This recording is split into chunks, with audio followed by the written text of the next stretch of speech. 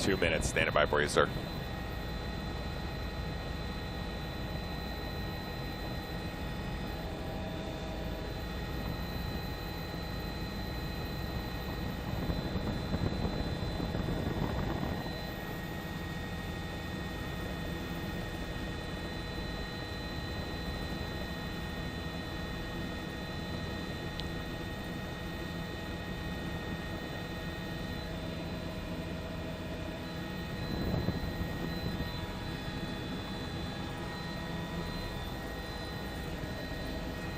Yeah, it is. Can you see the sun coming right through the middle of it? And the rainbow above it? It's pretty cool. Yeah.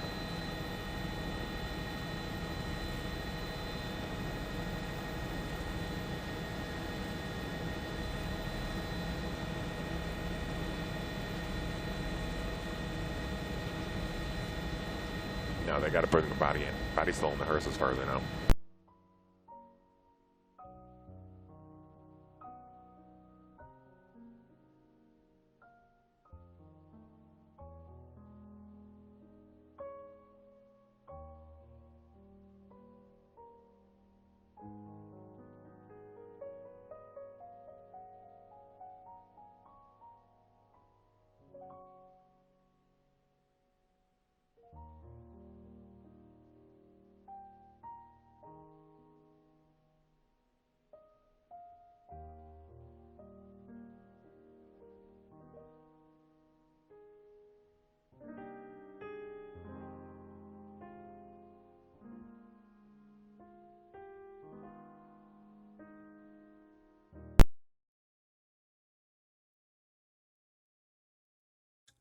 This is an ABC 13 Eyewitness News special report as the community prepares to say goodbye, remembering Deputy Darren Goforth. A sea of blue, their badges covered with a solid black band as we look at live pictures here. From all across the nation, brothers and sisters of law enforcement have come to Houston, here to pay their respects to Deputy Darren Goforth. And good morning to you, and thank you for joining us for this Eyewitness News special report. I'm Melanie Lawson. And I'm Tom Cook, and we are just an hour away now from the final goodbye to Deputy Darren Goforth, whose body arrived at Second Baptist Church about 8 o'clock this morning. There was a small motorcade escorting the hearse to the church, and then 8 people Most of them, fellow law enforcement officers, carried that flag-draped coffin into Second Baptist Church, which holds about 7,000 people. And it is now clear from the crowds we are seeing from Sky HD just hours ahead of the service, there will not be enough room inside Second Baptist Church for everyone. But for the officers who are there this morning, that's okay, because it's really the show of support that counts. Now, we plan to broadcast the entire funeral service right here on ABC 13. We're also streaming it online on our website at abc13.com. And we have crews at the church and all along the route where supporters have already set up this morning. All right, let's begin. Our team coverage with Ted Oberg live from Second Baptist Church. And Ted, good morning to you.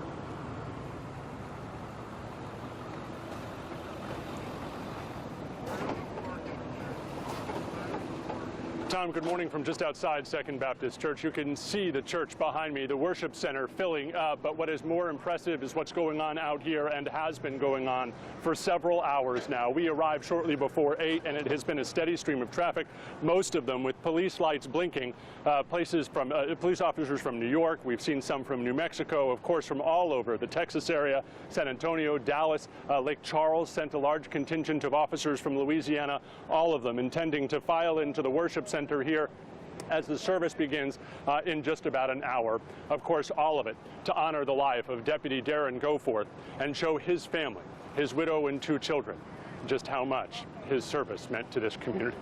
Tom, Melanie? Right, Ted, as we see that huge contingent of officers from all over the country, thank you. We want to turn our attention now to Samika Knight, who is also there on the huge campus of Second Baptist Church. She is joining us live. Good morning, Samika. Good morning. And Melanie, what can I say? There have been tears, hugs, smiles, even from some of his colleagues sharing stories about Deputy Darren Goforth. I want to show you some of the support here. Taking a look first here at this flag here, covering the area. This is from HFD. And if you follow down here, you can see the flags at half-staff. And if you look here a little bit to your right, you can see just how many law enforcement officers showed up to honor Deputy Darren Goforth. It has just been amazing. At some points, tears in their eyes. It has been very emotional. Right now, these law enforcement officers are standing guard. They are waiting as Deputy Darren Goforth's family shows up here. Again, I cannot express just how emotional it has been outside of this church. All right, Samika, thank you so much. We should also mention that the governor has requested that flags fly at half-staff throughout the state, and you can certainly see them here this morning. And from Second Baptist Church to the gas station in northwest Harris County, where the deputy was killed, something very special has been happening in all these days that have followed his death just a week ago. A growing memorial, and it shows no signs of stopping. Our Eyewitness News reporter Courtney Fisher live there this morning, and take a look at this. Courtney, good morning. Good morning. Possibly the busiest it's been since the shooting on Friday. Take a look. This is what's happening. Not only the growing memorial, but you can also see this area where people are leaving their notes. You can see medals, ribbons being made, people walking away with those. The donations have not stopped. We have topped $154,000 collected in jars and buckets just here alone. That is not including the money raised online. You can also see people hard at work cutting ribbons. And then over here, several officers who have stopped by who will not be able to attend the ceremony because, of course, they're working. And I want to walk you over here to see what's going on. Just to the other end of this parking lot, that area that's taped off, that's going to be an area reserved for law enforcement. People are going to be able to watch this ceremony on the big screen. Somebody set up audio equipment, so you can hear it out here. So a lot going on. So many people still stopping by. We've also seen these bumper stickers. These were here this morning. Somebody made them, dropped them off. People have been asking me about it, tweeting me about it, and these are already gone. So a lot of support out here, money continuing to be raised. And we'll keep an eye on everything going on out here. For now, reporting live here in northwest Harris County, Courtney Fisher, 13 Eyewitness News. All right, Courtney, thank you so much. Really astonishing how much that memorial continues to grow. It just is a sign of just how much people care here. And here's a look at the route they will be taking to the private burial service after the funeral for that deputy. Deputy Goforth's body will be taken from the church, Second Baptist, to Woodlawn Cemetery. The procession will head north on Voss to the Katy Freeway feeder road.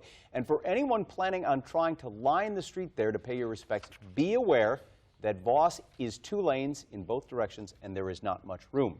That's one of the reasons why so many people arrived early, Yeah. not only at the church, but along the route there. Eyewitness News reporter Elisa Rivas is live now along the route right now. Elisa, are you seeing a lot of traffic? Absolutely. When we drove Voss earlier today, it was backed up all the way to the freeway, and that intersection was crowded as well along the feeder, getting busy. And here we are very close to Woodlawn. I want to show you all of the special things going on in honor of the deputy. Take a long look down to the feeder. You can see the DPS staged there in the underpass. And as we go north on Antoine toward Woodlawn Cemetery, you can see people have started to line the way. I spoke with the ladies that are sitting over there. They're officers' wives. They feel a special kinship to Deputy Danforth's, Goforth's family. And as you look, you see the city of Katy and Atascocita. The fire departments have come out with their engines, and they have a flag there. And he'll pass under the flag as he heads toward Woodlawn Cemetery. And when you take a look just around the streets, I mean, really, this tragedy is on everyone's lips today. Again, these blue ribbons, you're seeing them all over our community. And so as he passes here north on Antoine, we'll make the big turn with our photographer here, and you can see the proximity that we have to Woodlawn Cemetery. When I spoke with just a few of the people as they started to come out, they said to me, Elisa, we want this officer's family to know we are with him all the way to the very end, all the way to his final resting place, because of course the public is welcome to go to the funeral, but it was very packed, and they knew that this would be a special spot. And so yes, you can see this is going to be decorated just for him and for the family as he passes through this way and gets close to the final resting place. We're live on the west side. Elisa Rivas, 13 Eyewitness News. Back to you. Thank you so much, Elisa. You know how much that must mean for the family as they pass down and see all of those people out there. We're going back now to live pictures from the campus of Second Baptist. You can see a huge bus has just arrived and law enforcement officers everywhere. Let's go back to Samika Knight. Samika, I understand you saw some people arriving just a moment ago. Yes, Mel. In fact, this is Deputy Darren Goforth's family. You are taking a look here at the motorcade. His wife, his 2 children in that car as they are arriving here to this funeral. And you should be able to see right now, they're handing the flag off right now. If you can see that, my photographer, Lynn Wynn, is definitely in on this. And again, this is the family trying to remain quiet a little bit out here because it is almost silent out here as deputies, law enforcement from all over the area, in fact the country, out here honoring Deputy Darren Goforth. I spoke with some gentlemen who are with a thin blue line. Those are law enforcement officials who ride in a motorcycle, motorcade, if you will. They are here. One of them told me he knew Deputy Darren Goforth very well, saying that he spoke with his wife in the days leading up to the funeral, telling her that he will be out here on his motorcycle. He says that he hopes that she will see that motorcade and she will think of her husband riding a motorcycle in heaven. And he smiled at that. And many of them sharing their special stories, many of them smiling, hugging, shedding tears as they spoke to me about that. Again, you are watching live here as the family exits their car here. Sending it back to you guys. All right, Sam. And of course, you've heard a lot about his wife, Kathleen, so far this week. She issued such an eloquent statement calling her husband a unique blend of loyalty, of toughness and gentility, a guy whose internal compass was guided by ethics. As you look inside Second Baptist Church this morning, his daughter Ava, 12 years old, his son Ryan, 5 years old, now fatherless this morning, and you'll hear a lot more about what the family has to say during this service, which starts at 11 o'clock this morning. And you get some sense of just how large Second Baptist is. The family requested Second Baptist because they wanted to have a service inside a church and not, for instance, a sports arena. It was very important to the widow that she have a church service for her children. But they did need a large place. 7,000 people, we know it will hold, but they're already expecting a substantial overflow for that. All right, our live coverage will be back with just before 11 a.m. this morning. Of course, the funeral services begin at 11 a.m. this morning, and we will bring you the latest from Second Baptist Church, and we'll be streaming on live from now throughout the end of the funeral and that procession. So abc13.com or the ABC 13 Watch app. Again, our live coverage again right before 11 a.m. this morning. We'll see you in a few minutes.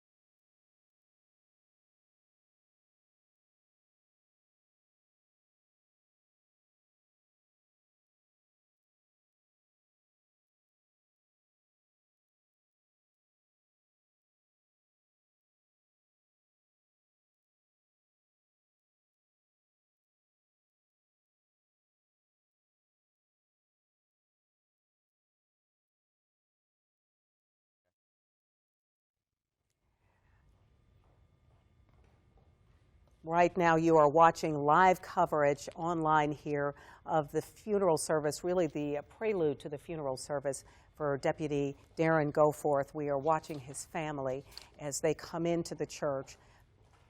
Right now there is a public viewing going on from now until 11 o'clock. Right. But as you can see, just this huge battalion of law enforcement from all over the country. And you saw the look on his wife Kathleen's face. She was overwhelmed, overwhelmed it looked like, by the show of law enforcement officers and just people who came out to honor her husband. 47-year-old officer Darren Goforth, 10-year veteran of the Sheriff's Department, shot to death a week ago at that gas station in Northwest Houston. We just showed you the growing memorial there, and of course this memorial to honor him this morning. You saw his daughter Ava, as we said, 12 years old, his 5-year-old son Ryan, both holding up so far this morning. And you and I, Melanie, talked about the statement from his wife Kathleen that she released earlier. It was so incredibly eloquent and moving, where she described her husband. She said, I don't even really have the words to describe him, but she said he was an incredibly intricate blend of toughness and gentility, loyal, fiercely so, ethical. The right thing to do is what guided his internal compass. And she said, I admired that quality most. It made Darren good. And if people want to know what kind of man he was, you wanted him for a friend, a colleague, and a neighbor. Yeah, absolutely. In fact, when we read through that, we thought how poetic it is. She is a school teacher, we do know that, and obviously labored hard over that statement before she released it. As we continue to watch the family filing in, we do know that his parents, his mother is deceased, but his father, Alan, is still alive. We also know that in addition to the 2 children, there are multiple nieces and nephews. Right. He's got an older brother and an older sister. He was indeed the baby of the family.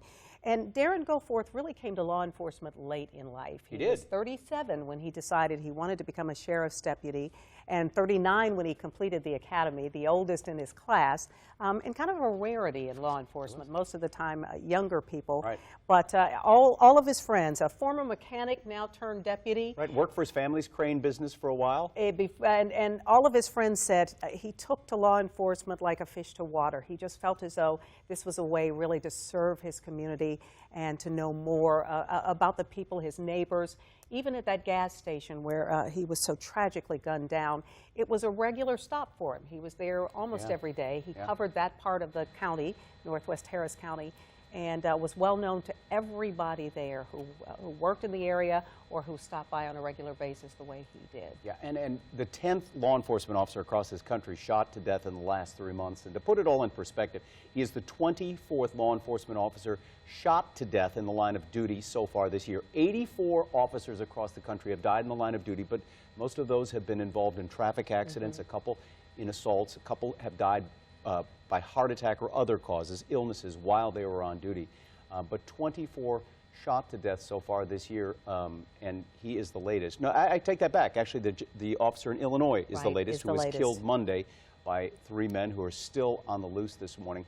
But this just brought everybody together because it was such a senseless killing, and it was just one of those things that rocked the entire country, as we've seen lately. And it certainly explains the response. We saw that prayer vigil that just sort of spontaneously happened the evening of his death, or the evening after his death. Nearly 1,000 people from all over the city who walked along that way saying prayers for his family, for his loved ones, for the department, because the last time a sheriff's deputy was killed was back in 2001. Yes. So this was a very, very jarring event to happen for the sheriff's department. In fact, since the sheriff's department was started in Harris County, I think in 1895, 37 officers have been killed in the line of duty. He is the 37th officer to die for the sheriff's department in the line of duty. And it just is a really, really tough thing for a lot of people to handle. If you're on social media this morning, the hashtag #BlueHouston is what everybody's using this morning. Go to our Facebook page, go to Melanie, go to mine's, the station Facebook page. Let us know your thoughts. Let us know what you think is the, I don't know, the answer to bringing people together here, because this country, a lot of people have posted, seems to be more divided than ever. And a lot of people are saying, what happened? Why did this happen? And, you know, seeking out answers for it. Well, but, you know, it's interesting because we have seen so many people from all walks of life respond and say, we support our police officers, we support our law enforcement. Today, people were asked to wear blue. And you will look around and see many of your friends and neighbors, many of us here at the station are all wearing blue in honor of the men and women in blue, as well as things like putting blue lights in their porch lights and that sort of thing. All kind of, and I believe Lisa talked about the ribbons, the blue ribbons that are being made, but all ways to say, we got your back. Right. We got your back. Yep. And there were some emojis, some graffiti that were scribbled, or I should say painted on overpasses and things, especially in the Washington Avenue area, which showed a gun pointing to an officer's head earlier this week. Someone replaced one of them with just that, the picture of a smiling officer that said, we've got your back, as you continue to watch. This is the live coverage now. The fellow deputies with the Sheriff's Department marching on in order into the church, people filing in here this morning for the start of the service at 11 a.m. this morning. As Melanie pointed out, there it is, Second Baptist Church holds 7,000 people. The congregation and all, in what you said, 4 campuses for Second Baptist is 60,000? Yes, over 60,000 people. Of course, the Reverend Ed Young, who has been pastor there since 1978 and has now gone on to build so many campuses. But he will be speaking personally this morning at the service. He was approached by the Sheriff's Department and the family, and although they did not have a specific relationship with Second Baptist, they asked if it would be possible to have the service here. He readily agreed and said he would be delighted to deliver the eulogy this morning, so we will hear a tribute from him a little bit later on. But as we indicated, it is nowhere large enough, believe it or not, even at this mega church, to hold all of the people who wanted to be there. You said the family requested to have it there because it is such a big because it is such a large size here.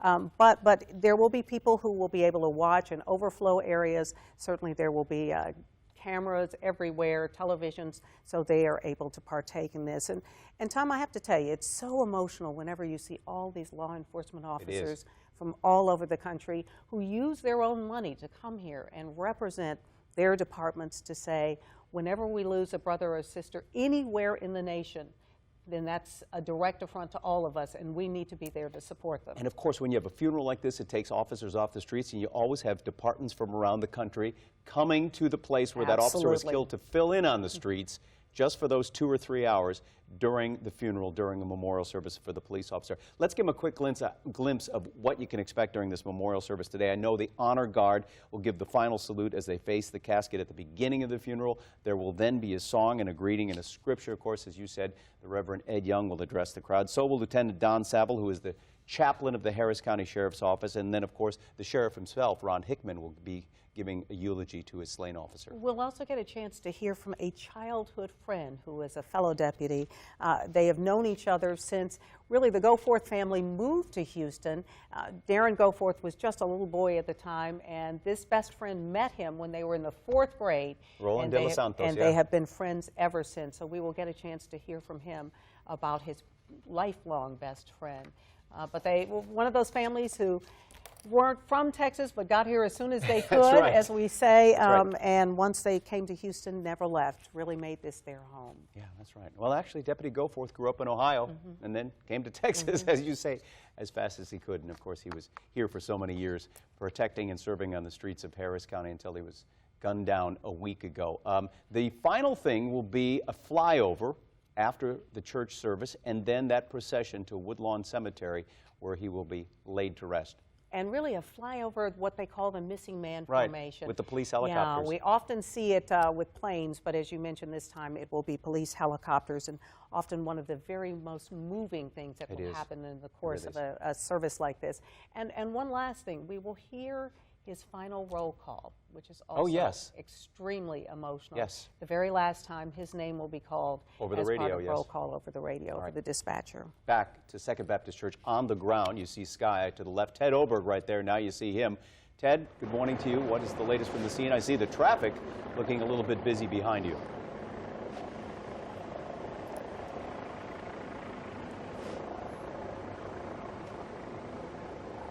Absolutely, Tom. We're told the governor, Greg Abbott, is about to arrive, coming from I-10 behind me. We're also told that this traffic stretches from Second Baptist all the way back to I-10. We just talked to someone who walked from the highway, said it is backed up all the way there. The traffic next to me in front of the church has been stopped for some time. Even though there are 7,000 seats inside this church, it is likely that not all of the people who have come to honor Deputy Goforth's memory will be able to fit inside. It does appear that it is an excess crowd, which is a great thing to see, and certainly at a time where law enforcement certainly feels, both in this area and across the country, that they do need some support, both from the community and from their own. Tom, as you mentioned, those statistics chilling about just how tough a month this has been for law enforcement in the United States who have died in the line of duty.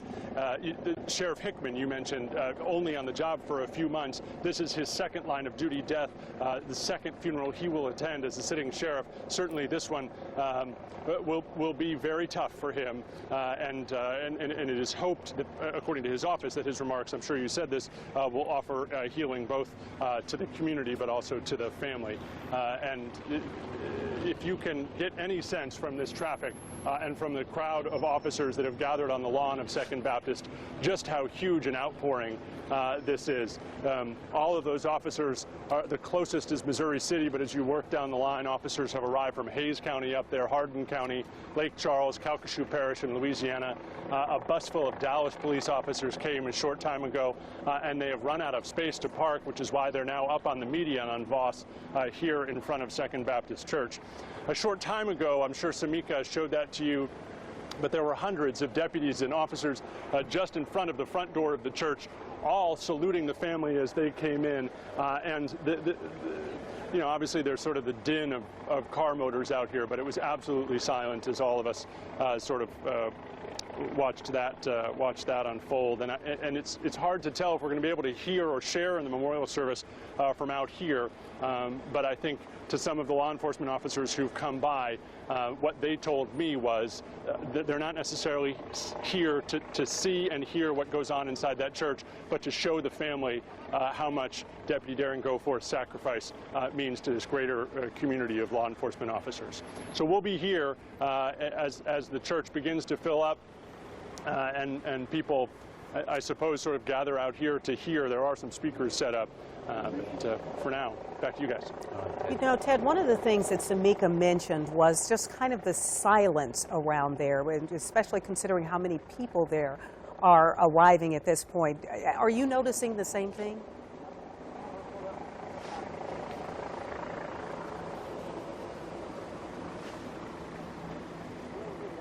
Absolutely. It is a very respectful crowd. Clearly a frustrating morning for people who may be stuck in this part of Houston, maybe not have realized that this was going on. But it is a very respectful crowd, a very mournful group. Obviously law enforcement officers from all over, these from Metro Police here in Houston. But yes, it is a quiet moment. Ted, thank you. And we do want to just explain Talk briefly about that little delay. Yes, there are so many people out there on their cell phones, and obviously with our technology, there are some limitations, but we appreciate the fact that Ted is standing by as we continue to stream this live online, abc13.com. We use these little devices to bring you these signals live, sometimes by satellite, other times by cell phone signals. And when you get a lot of people in the vicinity using their cell phones, the bandwidth isn't enough, and obviously you get that little delay. So we apologize for that this morning. As Ted and so many others have talked about, Deputy Goforth, the 24th officer, shot to death in the line of duty this year so far, and that is a lot. You cannot diminish those numbers at all. But the number of 68 deaths was a record across the country in 2007, where 68 law enforcement officers were killed across this country by gunshot in 2007. Now, if we go back, and this is really startling to me, I didn't realize this, in the 1970s, on average, there were 120 officers, on average, for that period of the 70s and into the early 80s, killed by gunshots in the line of duty. Back then, more volatile time, I would imagine. It was a much more volatile time, and yet, you know, you think, well, there's been so much talk about the officers gunned down in this country in the last 3 months, because 10 alone in the last 3 months here. Well, and Texas, as I believe, has the record number of deaths this year so far, 10. As you mentioned, not all by gunfire, but obviously a concern to so many Texans. We want to go back live to Samika Knight, who is also out at Second Baptist, out in front of the church. And Samika, you've seen many of the family members arrive. We know the immediate family, but really he had lots of cousins and in-laws and nieces and nephews, and it looked as though there was a huge contingent of family members who came in. It was a large number of family members, as you saw there, Mel, and we were as well struck by his wife. They're holding her chest there, in awe of all the support here by law enforcement. They are now in the church as that viewing has now started here, because it started at 10 a.m. I want to show you now, I want to tell you about some of the support that he's getting from the community. Obviously, the law enforcement community in full force here, but also just members of the community. Show you here, this is little Shauna. She came out here with her parents, and she brought this flag. Tell us, why did you choose to come? I choose to come because I want to support the cops and support the family and stuff. Exactly, Shauna. And Shauna showed us this ribbon here, as well as her flag and the ribbon here supporting Deputy Darren Goforth. There are others here as well. These two here, you just approached me. You said you guys have come 300 strong. We're 300 bikers strong. We're Texas bikers. We came together as a unity to support the police officers and the proceedings here. And you were here as Deputy Goforth's family arrived, standing there watching. It was almost complete silence here. What was going through your mind? Yes, it was. It was vaguely reminiscent of some of the funerals that we've attended for some of our military folks.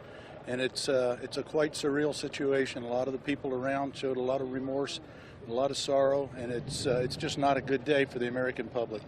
And you said that you contacted me on Facebook about this. You just had to be here. We did have to be here. We came together, we put it together Monday night, and everybody's come out of the woodworks, and it's been a blessing to be part of this. Thank you guys so much for coming, and I appreciate you talking to us, and to you as well, Shauna.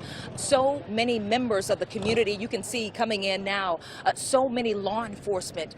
This is from Bryan College Station here. We saw some people, some law enforcement from New York. We saw Corpus Christi. We saw Dallas police officers coming in force, and sheriff's deputies from all over the place, in fact, all over Texas, all over the country. We see people from the community waving their flags. This young lady here, she's been here for hours here, waving her flag. She says she had to come out because she wanted to show her support for the law enforcement community. And that is the feeling out here. Very emotional. As I mentioned, Melanie, Tom, you watched with us as Deputy Darren Goforth's wife and his family. You saw his 2 children, and certainly all of our hearts did a flutter as his wife and his children walked inside, and as well as the rest of his family. So emotional out here. Again, the viewing going on right now, and we will be out here for this funeral, and we'll bring you the coverage as it continues. Back to you guys. Okay, thank you, Sam. And here is an earlier shot of his wife, Kathleen, being led into the church. Behind her, you see her 5-year-old son, Ryan. You can't quite see her 12-year-old daughter, Ava, until the procession starts moving, but she looked as though she was just overwhelmed by the presence, by the crowd that surrounded her this morning, and family members who were along there. The Deputy Goforth's father, his mother has passed away. His mother-in-law is still alive, Kathleen's mom. And so the family and a number of cousins, brothers, and others are there this morning, all to support the family as they walked into Second Baptist Church this morning. And of course, all of you know this death of this officer and others around the country have struck such a chord recently. And usually, funerals, memorials for public officials often are very, very private affairs. While people feel the pain, they don't often go. But in this case, it is a slain officer who was murdered in cold blood a week ago. And so many people have just felt the need to be there. They have felt the need to do something. And thus, you've seen so many shows of support, from people wearing blue to, as Melanie said, blue lights on porches, to that growing memorial at the gas station where he was gunned down a week ago. Again, on the left, that is earlier video of his wife Kathleen and the other family members being taken into Second Baptist Church. You're looking live inside the church with the right-hand side of your screen as people are waiting for the service to start. It's 10:32. It's about 28 minutes away from the start of this live, excuse me, our live coverage, I should say, of the funeral for Deputy Darren Goforth. He was 47 years old, as Melanie Lawson said. He came to law enforcement a little bit later than most young men and young women do, but the sheriff said that's unusual, but not unheard of. They've had some people even older than him. Deputy Goforth was 37 when he joined the Harris County Sheriff's Department Deputy Academy, and then became an officer at the age of 39. And as you look at our sky eye picture over the scene, traffic backed up now all the way from I-10 to Second Baptist Church, which is at Woodway and Voss. So it will be a crowded area today. You may want to avoid it unless you are planning on going and paying your respects right there. There will be a lot of people who will gather along the feeder road of the Katy Freeway after the memorial service, after the funeral, as Deputy Goforth's body is being taken to Woodlawn Cemetery. It will be a long, long procession. We will cover it live here online and on the air at abc13.com. But for those of you that are watching right now on abc13.com, we will continue to stream this at least for the next, 2 hours, because we don't expect the funeral to be over to perhaps 12:30. Then there will be the flyover, and then the procession begins to the cemetery this morning. Again, it is an incredible sight here with the 2 cranes that are holding that huge flag up over the procession, which begins outside right after this funeral. And again, inside, look at all the people, law enforcement, just members of the public, who are gathered inside Second Baptist Church. Here's a great picture of the deputy. I don't know when this was taken. It wasn't long ago. That's his wife, Kathleen, who, as we said, issued that incredible statement after his death. There's his daughter, 12-year-old daughter, Ava, and his cute son, Ryan, 5 years old, proud of their dad. She said he was the best father ever. He was a great colleague. He was a great friend. She said the kind of person you wanted to know. And there is his picture from the Sheriff's Department. Deputy Sheriff Darren Goforth. And boy, what a morning it has been so far, Melanie, with the outpouring support for him. Well, And he has been described by so many people as compassionate, as outgoing, friendly. Did a lot of the national night out kinds of events. And here's a picture, for instance, we met this young lady the other day, and she remembered him because he was so friendly. And everyone who knew him describes him that way, as we continue to also see that growing memorial at one point just taking over the entire gas station. So many people coming to pay their respects. And here's the interesting thing, too. I think about that memorial. The gas station, the people who own that gas station, the manager says it's going to stay. As long as people want to contribute to it, they are going to keep it up. And you see it's obviously blocking the pump where he was pumping gas and was killed. This is so emotional. This is his baby picture. The family came by this morning. They wanted to see the memorial, and they left this baby picture. And as you can see there, it says, "We will miss you," and signed by all of them. But a chance to see what he looked like. Love Dad, Debbie, and Johnny. Yeah, just such a beautiful picture there. But their attempt to say how much they appreciated the outpouring from so many neighbors and many, many people who did not even know Deputy Darren Goforth. Someone left a Purple Heart behind. Exactly. They're not sure who it was. Obviously a military veteran, or maybe the wife of a military veteran who was killed, or a relative, but there is a Purple Heart at that memorial. And again, the manager of the gas station says it will stay, keep it growing. If you'd like, it will be there for the time being, that's for sure. The manager is even allowing people to watch the service there today. Oh, is that right? I did not hear that. They set up big screen TVs nearby. Wow. There's a second facility next door, so people who would like to be able to come in and spend a few moments watching the service will be able to do so. I think at this point people still feel closest to Deputy Goforth there at that location, sadly, the last moments of his life. Let's get you closer to the service. We got Ted Oberg on the ground there with the latest from as people pile in. The governor, I understand, Ted, has just arrived. I believe that's correct, Tom, and law enforcement officers from around the state continue to come. Some from north of Fort Worth just arrived, and many of them obviously from all over the state of Texas have come. You know, as I was listening to your coverage, the one thing I'm struck by in the statement from Deputy Goforth's widow is she talked about him as a man, and him as a dad, and him as a husband. And so as we look at all of these law enforcement officers, and it is an impressive showing this morning, the thing that I can't stop thinking about is that this is a very private service and an incredibly tough one for 3 people inside this church. His children and his widow, who have to sit there and try and maintain some composure in front of this massive show of law enforcement, and yet this is their goodbye to their daddy and to their husband, and it tears me up that a 5-year-old and a 12-year-old have to do this in front of so many people with so many eyes on them, and you just hope that the private service they have after this, and the very small, very quiet procession that we're told will follow this service, will be some time for them to reflect on how much he meant to them, not as a symbol or a statue in this community, but as their daddy and their husband. And we're told that the procession, once the funeral wraps up here at 2nd, will leave the driveway right where we are and head up towards I-10. And unlike some law enforcement funerals that we've seen, we're told this one will be quite small. And that's the way the family wanted it. They don't want a giant show. They want this to be clean, to honor him. And once they are done with this large service, they want to have some private time. And we certainly will honor that request and give them their moments. It just, standing out here, I just can't shake that thought of those 2 kids. And so You've got kids about that age. I was going to say, Ted, I was going to say, you said it so well, and as the father of 3 beautiful little girls, I know that this feels very personal to not only you, but so many people out there who can relate to the awful tragedy of this situation. And you're right, this is a family that was thrust into the public eye. You and I talked about this in the office yesterday, who certainly could never have expected that their life would be shattered like this, much less on such a public stage. The entire you know, eyes of the nation now watching them and how they deal with things. We're going to be talking to Ted throughout the service and obviously through, over the next few minutes. We did want to mention, though, so many of you responding on social media, expressing your own thoughts and using the hashtag Blue Houston.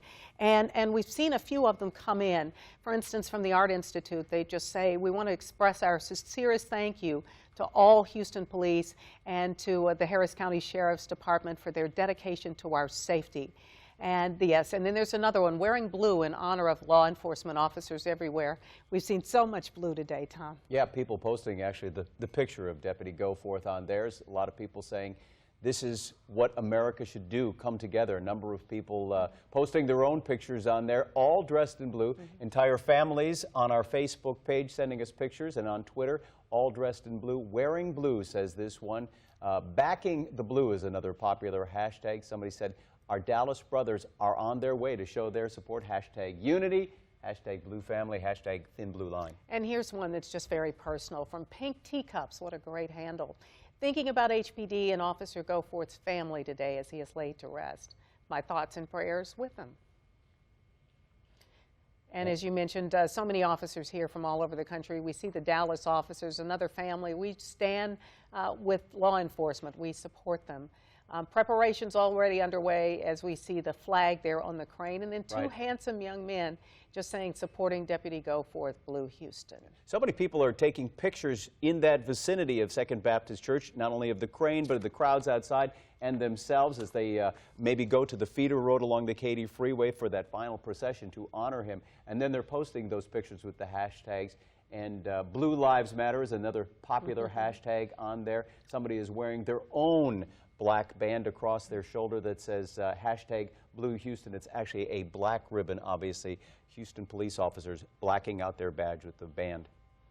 We are continuing to stream this live on our website, abc13.com, but we also, as Tom has said, would love it if you would go to social media, go to either of our Facebook pages, to Twitter, to the station's Facebook page, and express your thoughts on this incredibly somber day for Houston, when we have to say goodbye to someone who worked so hard to support and protect all of us. Yeah, and as you know, on Monday, President Obama called Kathleen Goforth, his widow, and expressed his condolences, saying he and Michelle are praying for the family. He said he would also promise to continue to highlight the uncommon bravery that police officers show in communities every day.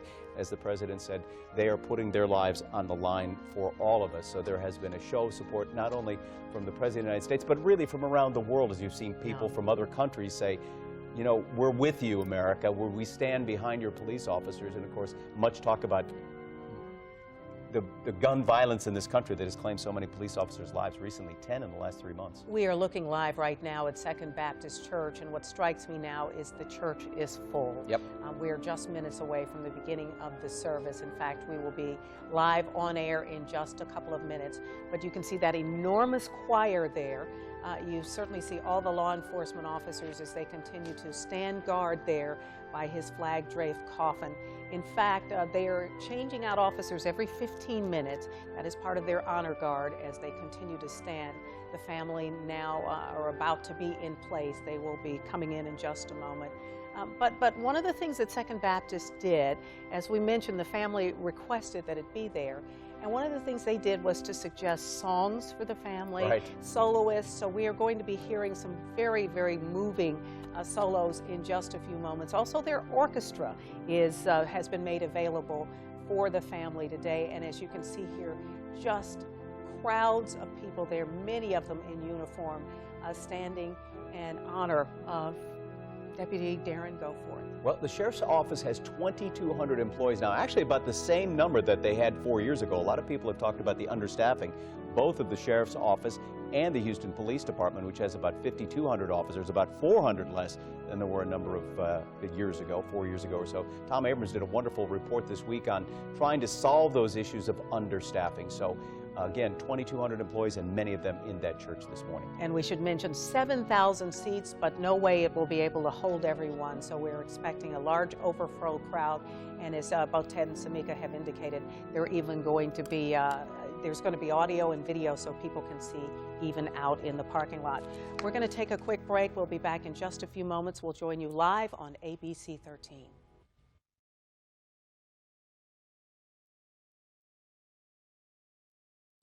This is ABC 13 Eyewitness News at 11 a.m. Remembering Deputy Darren Goforth. And good morning, everyone. It is 10:45 on this Friday morning as you look live inside Second Baptist Church here in Houston, where we are preparing for the final goodbye to Deputy Darren Goforth, killed a week ago this day. And I'm Tom Cook along with Melanie Lawson. For those of you that were watching, streaming on live at abc13.com, thank you. We are now online live just a few minutes before 11. We'll begin our 11 a.m. show just a few minutes early this morning. As a matter of fact, we are going to continue to consider this Eyewitness News at 11, just beginning a few minutes early, so we can begin to bring to you just the enormous crowd who has turned out today to pay their respects to the fallen deputy, Darren Goforth. We saw his family departing their limo just a few moments ago, his wife, his two small children, his brother and sister, his father, in-laws, nieces and nephews, the entire family turning out to say thank you to the community and to have to say this very sad farewell to a man who was much beloved by his family. And it is an overflow crowd. As Melanie has said, Second Baptist Church holds 7,000 people. As you see members of the color guard making their way to the front of the church, it will be a standing room only crowd and a lot of people watching outside. As Melanie said, they've even set up a big screen at the gas station where the deputy was shot to death a week ago. So people will be watching it there, surrounding that growing memorial as you look at the casket holding the body of 47-year-old Deputy Darren Goforth. And we want to tell you just a little bit about Darren Goforth. He moved to Houston when he was just a little boy with his family, and in the 4th grade made his best friend for life, who we will hear from during this Roland service. De Los Santos, yes. And they have known each other. They attended, I believe, Edgewood Elementary School together and were lifelong friends. But he was a man who came late to law enforcement. He was 37 and a mechanic at the time when he decided to join the Sheriff's Department, finished the academy at 39, the oldest in his class. But as everyone who knew him said, this was what he was born to do. He loved to serve. He loved to serve. He loved being a part of the family of law enforcement. And so for so many people within the Sheriff's Department and who knew him just on a casual basis, this was a man who was compassionate, who was hardworking, who was always friendly, always had a big smile on his face. Got involved even in the National Night Out events every year because he enjoyed getting a chance to meet neighbors in the northwest side of town that he covered, northwest side of the county. But so many people here today from law enforcement agencies all around the country to say, whenever we lose a brother or a sister in the line of duty, we have to be there to support them. His wife said his ethics guided his internal compass, as you saw earlier this morning if you were watching us live online. His wife, Kathleen, his 2 young children, 12-year-old Ava, his 5-year-old son, Ryan, were led into the church about half an hour ago this morning, and the church obviously filling up now with law enforcement officers from around the country. Let's take you live to Second Baptist Church now on the ground. Samika Knight has been there all morning long, and she joins us. Sam?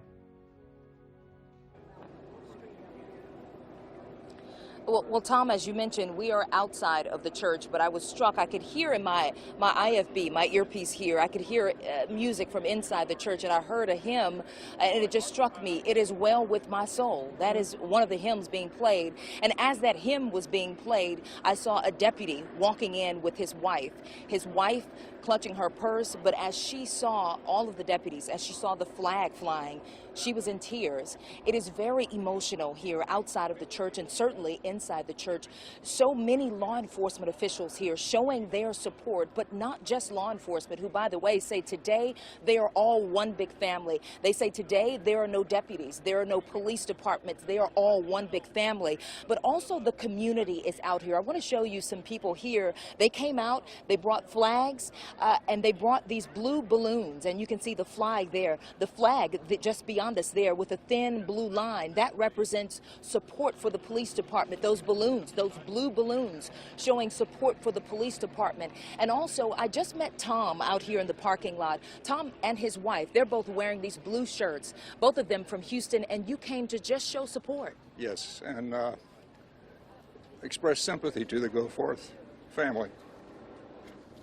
And at this time, this may seem like a silly question, and I certainly understand, but what your emotions, this is emotional for you as well. Yes, very much. We think the community in Houston shows a lot of support for the police, and this is a chance for the ordinary citizen to show that. So it is emotional for us as ordinary citizens also. And Tom, you told me, bless your heart, you told me you came and both you and your wife wore these blue shirts, and you said you don't even plan to go inside. You say, certainly, I'm not dressed to go inside, but I'm here to stand out and show support. I know you mentioned possibly not talking on camera, but I have to talk to you about this. You're here to show your support as well. I am, and the reason we thought we'd stand outside is that there's only a limited amount of space inside, and you can see how many officers have come from all across the country to support this family. And so I would rather stay outside and give somebody else room that, you know, is in uniform and is here to and knows the family, and like you say, it is a brotherhood. And so that's the reason that we're standing out here and as part of the community, for they can see that we're here behind them all of them from all over the country. Behind all of them. And Tom, I'll end with you here. You were here as the family walked in. You saw his wife, you saw his children, you saw the other family members. What do you, as an ordinary citizen, what do you have to say to his wife? I hope the community can show support for them after this occasion, because they have 2 young children, and they're going to need help. So I hope that happens. I think it will in Houston. Thank you so much. I truly appreciate it. It's so great to meet you guys, and thank you for your support. That is what so many people out here are feeling. Many of them saying the very same thing. I've heard from you, Tom, and from you, Melanie, and from Ted Oberg, talking about those children and how they will get the support. Law enforcement out here saying that they are just one big family. Many of them sharing so many stories. Some of them who told us they knew Deputy Goforth, saying that they are there right now. They are here for his family. I'm sending it back to you guys because it is very emotional out here. It really is. Samika, I heard the catch in his throat. I think we've all felt that during the course of this service, and it hasn't even begun yet as we continue to look at the crowds inside there. Tom, if you will indulge me for a moment, one of the most beautiful things I think we've heard over the last few days was the statement by his widow, by Kathleen Goforth, and I wanted to just read a part of it. She says, and this was just hours, really, within the first day or so after her husband passed, "There are no words for this. All the language that I know is inadequate for what I want to express. But for Darren, I will try. I can't describe him with cliches and platitudes. I need to do better than that. He deserves better than that. My husband was an incredibly intricate blend of toughness and gentility. He was loyal, fiercely so, and he was ethical. The right thing to do is what guided his internal compass. I admired this quality perhaps the most, for that made Darren good, and he was good. So if people want to know what kind of man he was, this is it. He was who you wanted for a friend, a colleague, and a neighbor. However," she says, ending here, "it was I who was blessed so richly that I had the privilege of calling him my husband and my best friend." And now she's got to go on without that best friend and with 2 small children, Ava and Ryan, as we've talked about. And as Ted Oberg said, and hopefully we can go back to Ted in just a moment, in so many ways, this is a very personal moment for them, because once all of the crowds are gone, then it's just the family. The hardest part may be yet to come. That's exactly right. All in shock, still in shock probably, and after all of this wears off, and maybe the reality finally sinks in, there will be a lot of support, but you still have to deal with that in the future. You know, you're a widow and your kids don't have a husband, and you have to go on and you have to be strong. And from all accounts, she is just a very strong woman and has been through this week with a lot of support, not only from those closest to her, the family members, but also those in the law enforcement community. And when you feel that emotional support from around the world, really, and I think she has felt it, at least gotten a sense of it this week. It's got to buoy you in the days ahead. Well, you certainly hope so. Ted Oberg, I know, standing by right now. Ted, we saw that no one from the family is scheduled to speak at the service today, but at least the chaplain speculated that perhaps there might be a family letter like this, although I can't imagine anything more eloquent or more heartfelt than that. As a father of 3 small children, I know in a lot of ways this really touches you so deeply, as it does for so many people out there. Well, I think a lot of us can't help but think about the 3 people who will sit in the front pew of that church, surrounded by thousands of community members and people wearing the badge, men and women in law enforcement, who are here to support them, but can't help but wonder what they'll be thinking about as they say goodbye to their daddy and to their husband.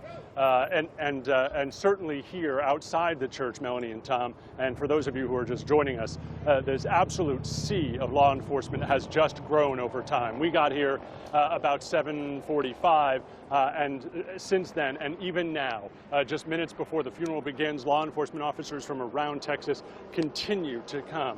I do want to point out that once this service is over, it will be a very small family procession that goes to the cemetery here north of the church and just north of I-10. And if you have not made your way down here but still feel that you want to do something to support the family, lining Voss and I-10 as it heads towards downtown, towards Woodlawn Cemetery, is one way you can do that. And here outside the church, there are a few dozen people who have arrived to line the street here as it leaves Second Baptist Church, and hundreds of motorcycle riders from all over the area have arrived and intend to do just the same. It is getting late and traffic is tight in the area, but if you feel that you want to do something to support this family and show them how much we will continue to support them, coming out to line the route is one way. Tom, Melanie? All right, Ted, thank you so much. A reminder, of course, that Voss is one of those 2-lane roads, so there's not a lot of space, but if you get out there in time, look at this, Tom. These are the deputies from the Harris County Sheriff's Office, and they have lined their squad cars in the shape of a cross as we look at this picture live from Sky Eye HD. Just a reminder, really, of such a holy moment at this point as they have to say goodbye to a colleague and a friend. So many significant moments out there. One of the things we do know about Kathleen Goforth was that she wanted to have this service in a church. Right. She knew there would be a lot of people who wanted to come. I'm sure that there was an indication that perhaps a sports arena or a large auditorium might be available, but she said for her children, they wanted to be able to say goodbye to their father in a church, and asked specifically for Second Baptist. And the pastor, Ed Young, who has been pastor there since 1978, immediately agreed and said he would indeed deliver the tribute. So we will hear from him as part of this service. We should mention that in just a few moments, we're going to see something so significant. At 11 o'clock, we will see squad cars all over the city flashing their lights. And in fact, every car they're asking to flash their lights. If you're about to get on the road today, or you're perhaps, I hope you're not watching while you're driving, but you know, you're on the ABC 13 Watch app and you're seeing us, or you've seen it earlier, then flash your lights at 11 a.m. today, the members of the public, and in a show of support for this slain deputy, because it will be quite the scene all around the city. And people are already lining up on the procession route. Again, as Ted said, it will be a private ceremony at the graveyard at the cemetery today, right after this funeral. But they make their way from Second Baptist Church to that, just north of I-10, and there will be all kinds of people. You'll have already seen some wives of police officers lined up there with their flags and their blue ribbons, and they will be out there along with maybe thousands of Houstonians who will salute this officer as the procession goes past. Again, you're looking at that cross formed by the deputies' cars this morning. I guess we'll see some of those images all across the city today. And we are just about a minute away now from that, and do want to indicate to people, go to social media at this point. This is really the way that so many of us are able to express our feelings. Hashtag Blue Houston, and we've seen a lot of tweets coming in, a lot of you on our Facebook page, ABC 13, and Darren, we appreciate everything you have to say. Elrod Elementary School, we support Blue Houston. Houston Police, HPD stands shoulder to shoulder in support of our brothers and sisters at the Harris County Sheriff's Department. And I like the bottom one. It says the outpouring of support for law enforcement this week has been staggering. Yes. As we honor Deputy Goforth's life today, I want to thank every single person who's shown an officer kindness and love. And as an officer's wife, nothing means more to me than seeing the officers all across the country appreciated for everything they do. And I share this sentiment. I am proud to be Houstonian today. Absolutely, and hashtag Blue Houston. It is now 10:59. In just a moment, we will see the flashing lights. As you can see now, people beginning to take their seats, and the service will start promptly at 11 o'clock. We are expected to, really a fairly short service. We will hear from two of the chaplains with the Sheriff's Department. We will hear from Reverend Ed Young. We will hear from Deputy Goforth's best friend, and now you can see the lights flash. Right, the officers' lights on top of the squad cars, and as they ask people elsewhere in the city of Houston to flash their lights, it's 11 o'clock this morning. You're watching live here. It's Eyewitness News at 11 a.m. on this Friday morning, September 4th, as we say goodbye to this slain deputy. Again, the cross formed by those sheriff's deputies' cars, and there they go. The officers' squad lights across the city now lit up for a couple of minutes. And the music just beginning there inside the church. As Samika says, you could almost hear a pin drop. It has been so silent inside and outside. I think one of the most moving things today to start this will be the bagpipes playing Amazing Grace as they come into church this morning. And there will be songs by two of the soloists at Second Baptist Church. The entire orchestra of the church is in there. That's just providing the background music today for us. But you're looking live then as the officers stand outside their cars to salute their fallen comrade.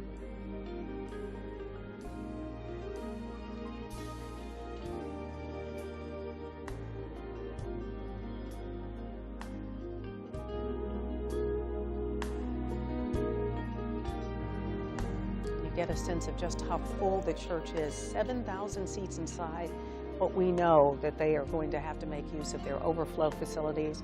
There are big screens outside for people who are not able to get in, like that couple Samika talked to. Right. And we saw earlier in the church the Sheriff Ron Hickman, who will be speaking today, and as Ted Oberg pointed out, dealing with the second death of an officer in his department, and he's only been on the job for just about 3 months now. I also glimpsed in the crowd the former Sheriff Adrian Garcia. He is there. Obviously, the Police Chief Charles McClellan, this great city of Houston, will be in the service as well, as along with all the rest of his command staff and command staff of the Harris County Sheriff's Office. And as we pointed out, the Governor Greg Abbott just arrived there about 15 minutes ago. The Governor had ordered all state flags to be flown at half-staff today in honor of Deputy Goforth. And you can see all the deputies standing there at attention outside of their squad cars in the shape of a cross. And there was some word that perhaps the Lieutenant Governor might also be there as well. Live look inside the church now, Second Baptist. You see two deputies standing guard at the casket that holds the body of Deputy Goforth.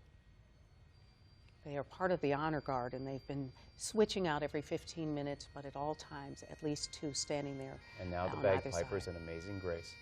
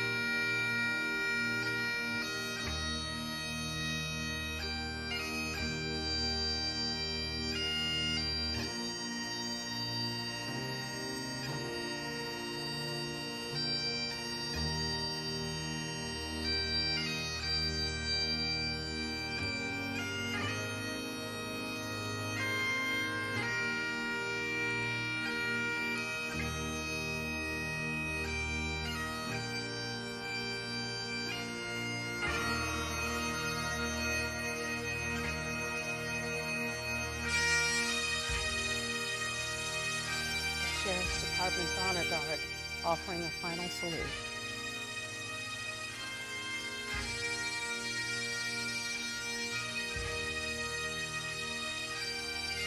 That'd be an awfully tough one.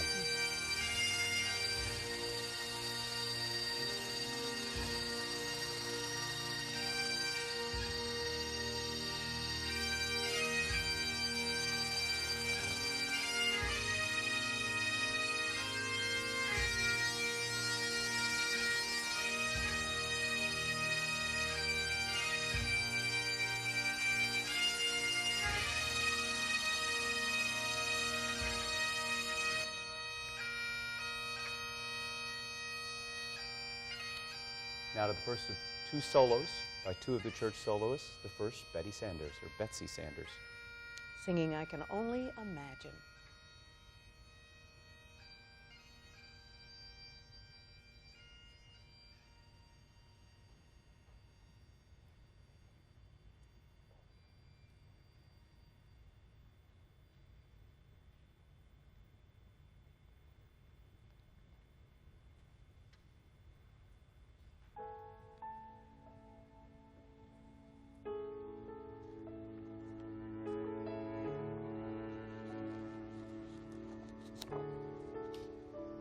I can only imagine what it will be like when I walk by your side. I can only imagine what my eyes will see when your face is before me. I can only imagine.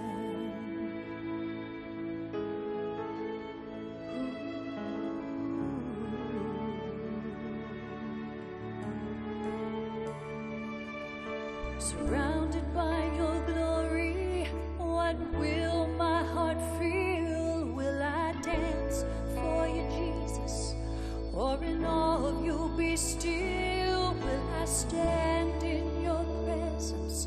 Or to my knees will I fall? Will I sing hallelujah? Will I be able to speak it all? I can only imagine. I can only imagine. I can only imagine when that day comes and I find myself standing in the sun.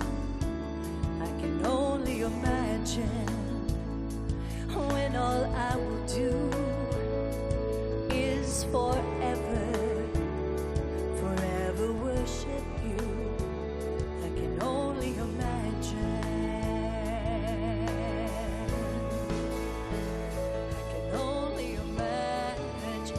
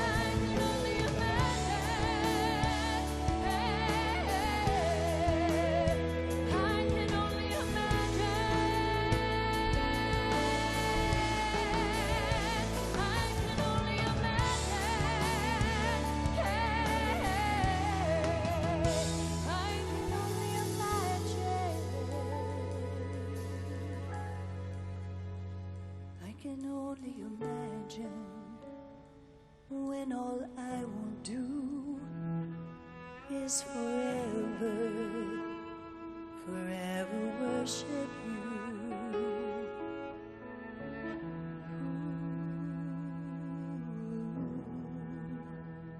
I can only imagine.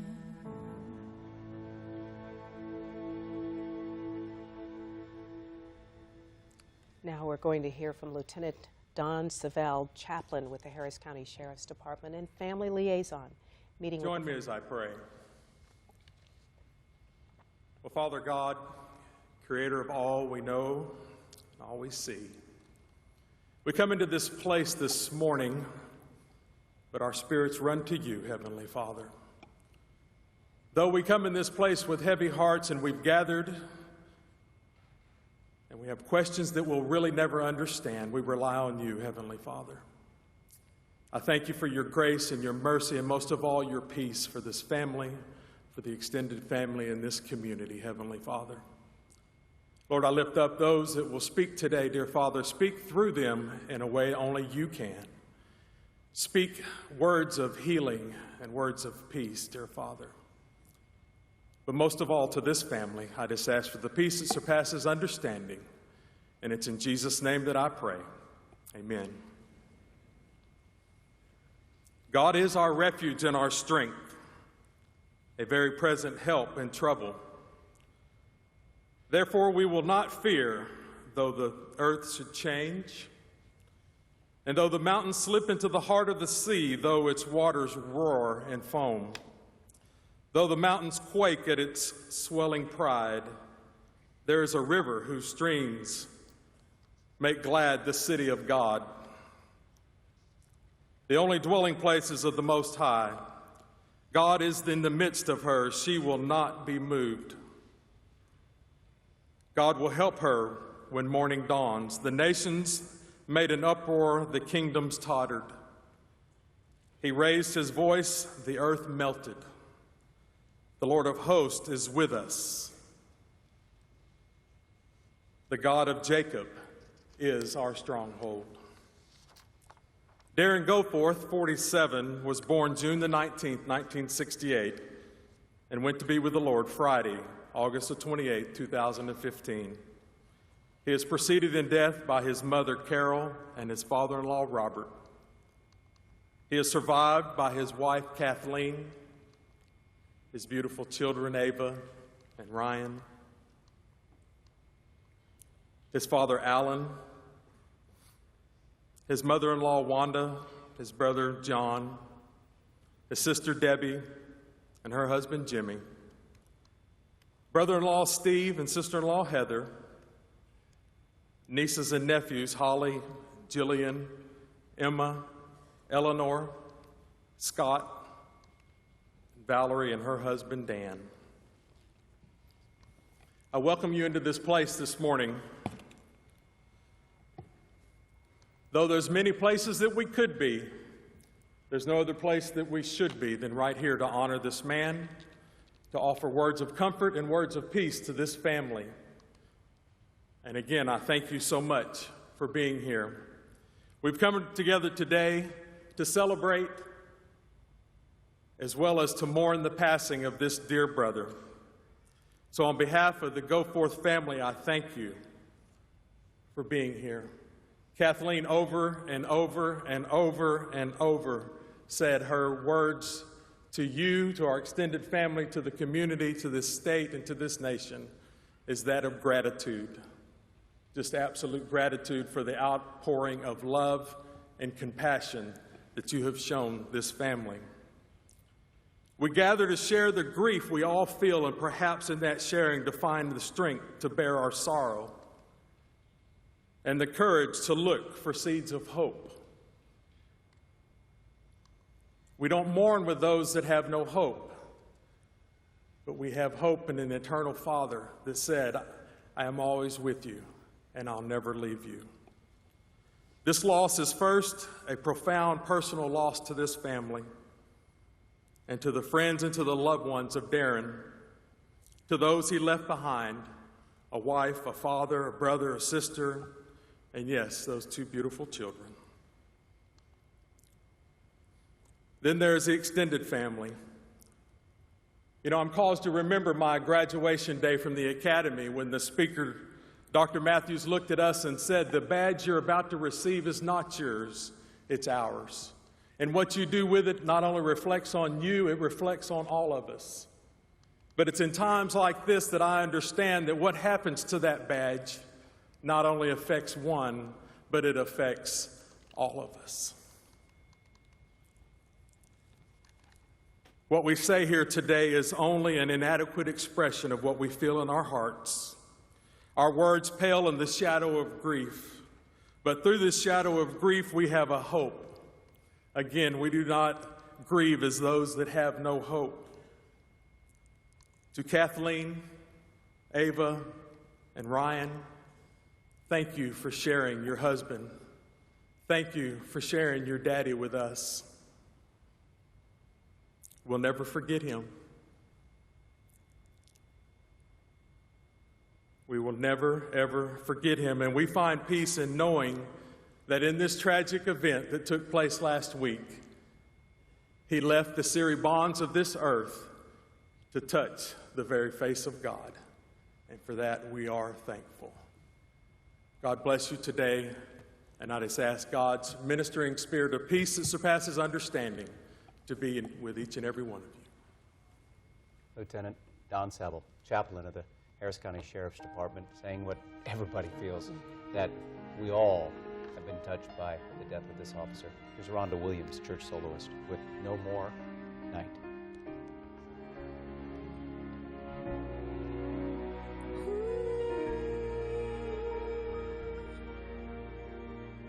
The timeless thing, earth and heaven will pass away. It's not a dream. God will make all things new that day. Gone is the curse from which I stumbled and fell. Evil is banished to eternal hell.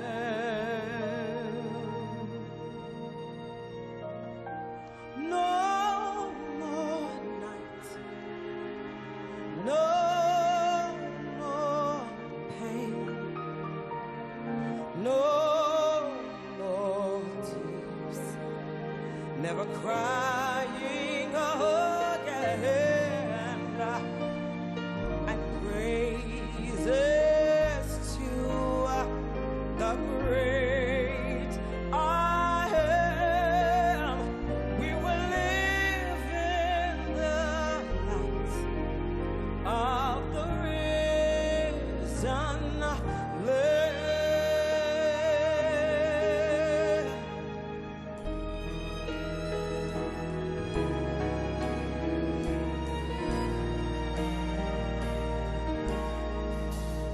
See all around, now the nations bow down to sing.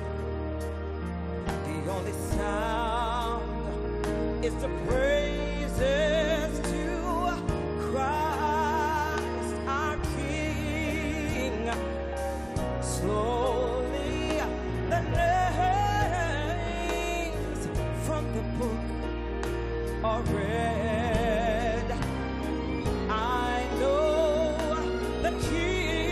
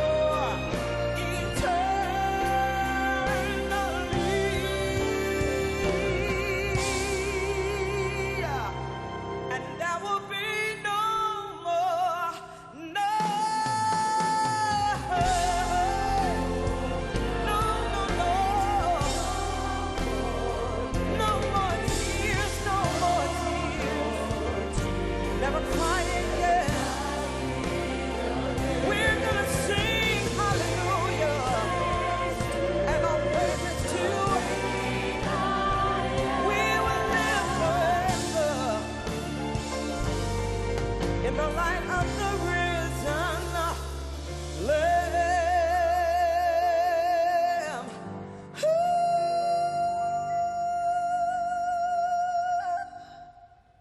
We're gonna live in the light of the risen Lamb.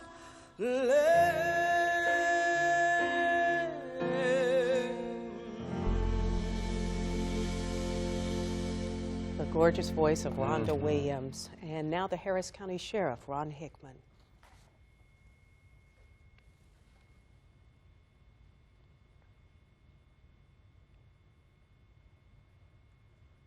Together today, we mourn the loss of our brother, Deputy Darren Goforth.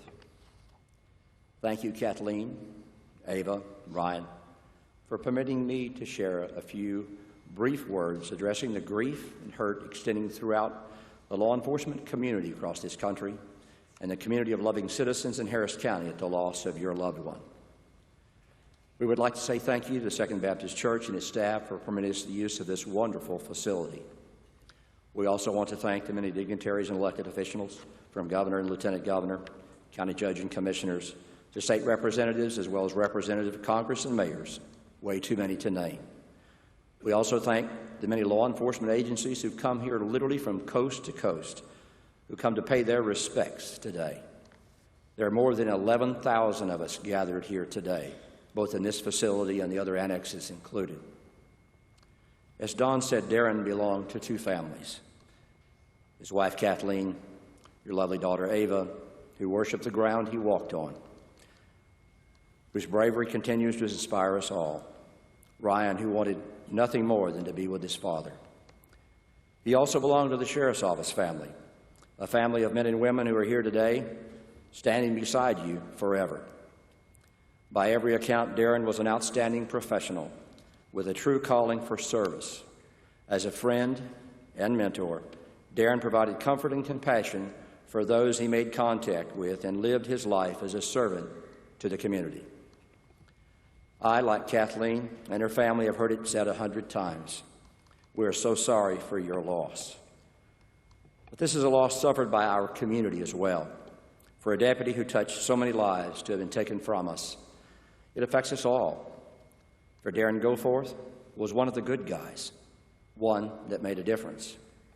There's no telling how many lives were touched by Darren, how many threats to our well-being he defended against, or how many days were brightened just by his presence. The loss of an officer ripples throughout the community we serve, for without them, we are without a guardian of the peace we so frequently take for granted. I will not allow the death of Deputy Goforth to be just another in a string of deaths of law enforcement men and women. I will not stand silently and say, what a shame. What I will do is continue to stand along each and every one of our men and women who continue to serve our communities, bringing justice and mercy to our citizens. I will not abandon them or allow them to be weakened because they have one of us taken from among them. As a law enforcement officer, we have all had moments where, in quiet reflection, we think, if not for the grace of God, there go I. In those moments, we turn to our families and our faith for the love and support that keeps us coming back. But on the night of August 28th, 2015, Darren was taken from us senselessly in an act of cowardice. Evil reared its head against our department, Darren's family, and the law-abiding citizens of our community. On that night, Darren's life was cut short, as was the beacon of friendship and honor we so dearly loved and respected. Darren's life was not taken in vain. Tonight, as we watch over the sleeping residents of Harris County, as our radio rings out, we will answer that call in Darren's honor. We'll be in those cars, we'll stay on those streets, and we will march the ever-fragile line between right and wrong, between good and evil for one purpose, to protect and serve in Darren's honor and the honor of all those others who have given their life in service to our community. It is in the memory of our fallen brothers and sisters that we serve bravely with humility and with honor. In Deuteronomy 31:6, Scripture commands us, be strong and courageous. Do not be afraid or terrified because of them, for the Lord your God goes with you. He will never leave you nor forsake you. God has brought home one of his guardians, an angel, in the passing of Deputy Darren Goforth. And it is in his honor and with his spirit at our backs that we will hold the line for him until we meet together for that one great roll call in the sky. God bless you, God bless your family, and God bless the heroes among us. Sheriff Ron Hickman with his tribute to one of his officers. And now, HPD Lieutenant Roland De Los Santos. He is a lifelong friend of Deputy Darren Goforth. They've been friends since 4th grade, and strangely enough, they both went into law enforcement careers. De Los Santos will be the only family friend to address a few the crowd. thank yous. First to the Harris County Sheriff's Department, to Sheriff Hickman and his staff, and the DA's office, and how they've handled this tragedy. Both as a citizen and a law enforcement officer, I think they've been very professional, and I think they have made Harris County and Texas proud. Harris County Family Assistant Sergeant Shannon Bowden and Deputy Casey Lewis and other deputies that have been there for this family have been wonderful. I mean, I'm so impressed with them, and I'm very grateful for them. The 100 Club, who stepped up to help out Darren's family, Kathleen, many officers from all agencies, like he said, nationwide, the churches and the faith communities, both Community of Faith, West Houston Church of Christ, and of course Second Baptist Church. And I especially want to thank Christine and all the volunteers at Community of Faith. They stepped up, they organized the vigil, the prayer vigil that we had. We also had a march this past Sunday, and they've set up a makeshift memorial, as many of you know, over at the location where the incident happened, and they've been out there ever since, and they're still out there today taking donations, and they've been wonderful, and I really want to thank them for that. And of course, the Chevron owners over there were wonderful. They were Darren's friends. That was Darren's place to go for a cup of coffee and finish a report, and they love Darren, and they've been wonderful as well. And especially the community. I have never seen an outpouring like this, like I have seen here. I'm not here to preach, but my Bible says that the Lord works all things after the counsel of his own will, and this is from the Lord. I am deeply moved. I was moved when I saw how many people showed up for the walk and how many people were at the prayer vigil, but when I see the response of so many people, the line to get here was unbelievable, and I believe some of those people may not even made it in. I don't know, but I'm so deeply thankful to every single human being, every officer, every citizen who reached out to show their support, whether it was a kind word, a donation, or a prayer offered for Darren and for his family, or for law enforcement as well. Thank you very much. I wanted to say there was one woman and her daughter at the Chevron, and they came up to me and they said, "We just want to say thank you." And I could tell they probably weren't wealthy people. They each had $1 in their hand. They said, "We want to donate. Where can we take this, our donation?" And I showed them, and I was, again, deeply moved that they just wanted to do something. And there's so many people who just want to do something. It's greatly appreciated. We're here today to celebrate the life of Deputy Darren Goforth, Darren Henry Goforth. He was a son, a brother, a family member to many, a friend, a faithful servant in his community, and most of all, he was a loving husband and father. In recent days, I have been referred to as Darren's best friend. Well, I think if Darren were here, he'd say, "Roland, you know, you're a good friend. I don't know about best friend." But I had the honor of saying that I believe Darren was my best friend. I considered him my best friend. I met Darren 36 years ago. They came from Ohio, he and his family, his father, Alan, and Debbie, and Johnny. And it was in the 4th grade. I was on a bus. I looked out the window, and there was Alan. He had his hands on Darren's shoulders, and Darren had these eyes as big as saucers, and he had a big, fluffy head of hair. And he gets on the bus, and I'm thinking, who's this guy? And he sits down next to me, and immediately we just started making jokes and laughing. And from that point forward, Darren and I were friends. When the bus got to Edgewood Elementary in Spring Branch, we were both in Miss Williams' 4th grade class together. And from that point forward, we started getting in trouble together. Miss Williams would have to separate us and put us in timeout because we were always cracking up. And sometimes it was Darren's fault, and sometimes it was my fault. But there was one time where Darren got in trouble, and it was probably my fault. Being from Ohio, Miss Williams asked him a question, and Darren said, yes. And she looked at Darren sternly and said, yes, what? And he looked at me and looked at her and said, yes. And she got even more stern and said, yes, what? And Darren didn't know what to do, and he just looked around and said, yes. She sent him to timeout, and I guess as his friend, I should have told him in Texas, it's yes, ma'am.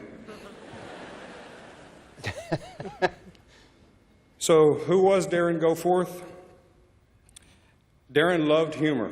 He loved to laugh. We shared that sense of humor. I think some of our families, like my wife, she doesn't think our humor is very funny, but we thought, we laughed at things a lot of people didn't laugh at. Darren was genuine. He was down to earth. He was a regular Joe. He was unassuming and modest. He was definitely a hard worker.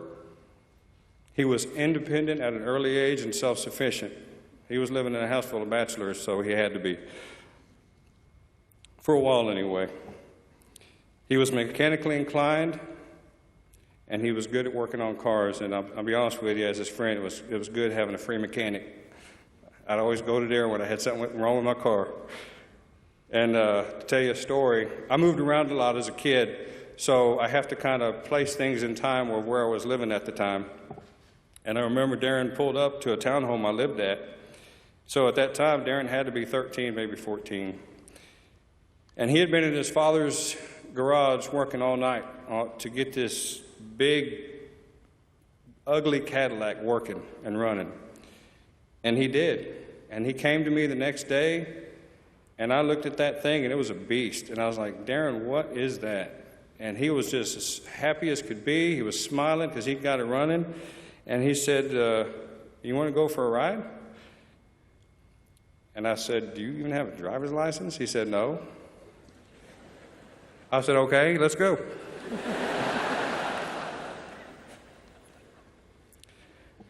Darren had a passion for cars. That's one thing that Darren loved, is cars. And Kathleen shared with me that one of his dreams was one day he would have some land and have a big garage out back and just work on cars because he loved to work on cars. Not for money, just because he loved to do it.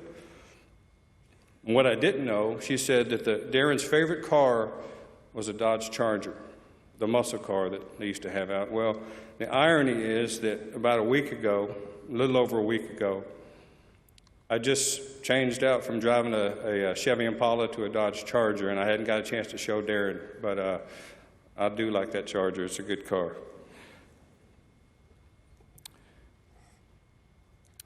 Growing up, Darren didn't have the normal life that school kids normally have. You join clubs and do all kinds of things. Darren worked, and I worked, so we kind of understood each other. He worked for his father at Algo Crane. We worked at a store called Sacco's Lucky 7 in Spring Branch on Kempwood and Blaylock, and I'll bet you there's a few people here that work there as well. And we had some good times and good memories at Sacco's Lucky 7. We had a lot of fun working there, and as the saying goes, what happened at Sacco's will stay at Sacco's. I'm not going to get into all that.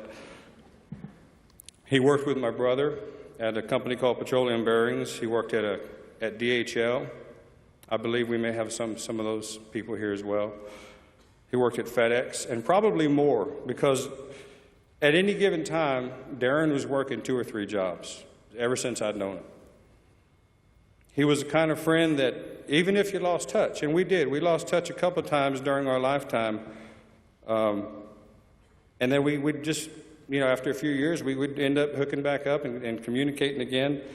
And it was during that time, I guess it was late 20s, early 30s, where he met Kathleen, and he got married, and they had his first baby. They had their first baby, Ava. And like I said, we connected again after that. And so when Darren was working at FedEx, He came to me one day, and he told me he was looking for a better opportunity to provide for his family, and he told me he wanted to join the Harris County Sheriff's Department. And I thought, wow, that's pretty cool. I was with the Houston Police Department about 10 years at that time, and I was a sergeant. So he asked me for a letter of recommendation for a character reference. And I said, okay, Darren. I said, you know, we used to run around together, and I know some of the things you've done. And he said, that's okay. I know some of the things you've done. And I said, Darren, do you want that letter handwritten or typed? So then he was with Harris County SO, and he worked the jail for a few years, as deputies have to do. And when he finally made it on the street, a few years afterward, he ended up patrolling my neighborhood. The irony is, I work in the north side of town, and Darren actually lives in my area, so we kind of lived in each other's patrol areas. And I'll be honest with you, I called Darren a lot more than he called me. And the deputies he works with probably know me. And when I called him, they're like, is that lieutenant again? Because I would bother Darren all the time and ask him things that's going on in the neighborhood. He would come by the house, and he was well liked by his fellow deputies, by the public, and even by the people he had to do business with and put in jail, because that was Darren. And during his time at Harris County, he was a family man. We didn't go out much on the side off duty, because anytime Darren was off, if he wasn't working an extra job, he was at home with his family. He loved his family. He was a family man. And I just found out recently, I didn't know this, Darren's father, Alan, had closed the crane company, but he had started up a company making these small bumper things made of rubber, and he had a small shop down the street, and Darren was still going to work with him. On the one day he had off, Darren would go over there and help Alan. I mean, the man was a worker. Darren also lived below his means. As Kathleen said, that's one thing Darren did. He lived below his means, and he was modest and thrifty. And Kathleen shared with me that Darren had been Kathleen had been saving up because she'd always wanted to take Darren on a dream vacation that he never got to take. And one of the things that would illustrate Darren's thriftiness is about 6 years ago, 2009, Darren had just hit the street, and I had just promoted. So I was going to get me a new gun. Darren came up to the house, as he normally does, and I looked inside the patrol car to talk to him. I saw the gun that he had on his side, and I thought, man, he's had that gun for at least 20 years. Now, I'm not an expert on guns, but I know this. You got bad guns, you got good guns, and you got bet your life guns. A bad gun is a gun that is either not functioning properly or it just wasn't made right from the get-go. A good gun is a gun that works. A bet your life gun is the one that you want to have with you on the street. And that was not a bet your life gun. But I knew Darren wasn't going to pay top dollar for a bet your life gun. I was concerned because he was my friend. I didn't want to see my friend out there on the street with a good gun or even a bad gun. But I was also concerned because I'm like, hey, you're patrolling my neighborhood. And you're not going to protect us with that gun. So I told him I'm going to get another gun, and if you want to buy the one I have, I'll sell it to you. We haggled a little bit, and let's just say Darren got a bet your life gun at a good price. So I've come here today to speak as Darren's friend, but I know that, and I'm very grateful that Kathleen asked me to come up here and speak on behalf of her and the family and friends, so that's a great honor to me. I know that if I've only painted a small picture of who Darren was, and if his father Alan or his sister Debbie or brother Johnny or Kathleen or Ava or even Ryan were to come up here, they would paint a little bit more part of the picture. But I'll tell you this, no matter what you find out about Darren, you know two things: that he was a loving father and husband, and that he was a very likable guy, very genuine guy. And I was going to end with a video But because I can't, I'm going to describe what was on that video. There's a young man in our neighborhood who Darren has had business with. And even that young man liked Darren. And he even posted on the social media that Darren was his favorite police officer. He made a couple of videos. In one video, he walks up to Darren's car, videoing Darren and saying, "Hey, look, it's my favorite officer."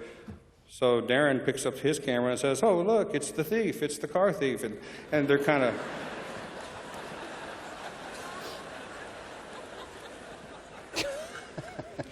And in another video, he's sitting in his car, and Darren walks up to him and says, "Oh, look, you're harassing me. Look, what are you doing here?" And the guy's like, "Oh, look," and they're just pointing their cameras at each other, and Darren says, "Whose car is this? Do I need to run it?" And he's like, "Oh, no." But they reminded me, I don't know if y'all are old enough to remember, if you're my age or older, you might remember Ralphie the E-Wolf and Sam the sheepdog. The wolf would try to get the sheep, and Sam would protect the sheep, and at the end of the day, they'd clock out and say, "See you tomorrow." That's kind of the relationship that Darren had, because like I said, he was just a very likable, good guy, and I will say this, he will be missed. I'm going to miss him greatly. And every time I would see a Harris County Sheriff's deputy car coming through the neighborhood, I would always look to see if that was Darren, and if it was, I might call and say, "Hey, look behind you." And he didn't know about the Charger, so what I was going to do next time I saw him was I was going to speed past him and see what he did. But once again, I just want to say thank you to every soul who has showed any support, people who are watching on TV, every single person who has just poured out your love and support. I'm very grateful. I thank you on behalf of myself and Darren's family and Kathleen and children. And one last thing I was going to mention. They had purchased Captain America shirts for Darren's son Ryan and for Darren to wear together, and they never got to wear that shirt. But today, Ryan has on his Captain America shirt, and underneath his uniform, so does Darren. So, thank you all very much. God bless you. An emotional Lieutenant Roland De Los Santos, his best friend, painting a wonderful picture of a funny, hardworking, generous family man. All right, this is Sergeant Shannon Bowden, another chaplain for the Harris County Sheriff's Office.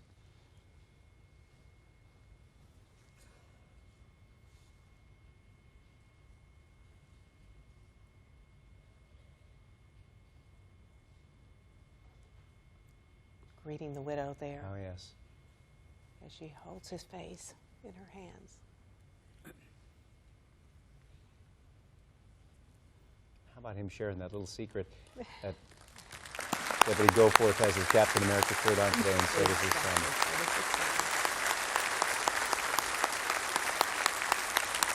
You can see the entire room.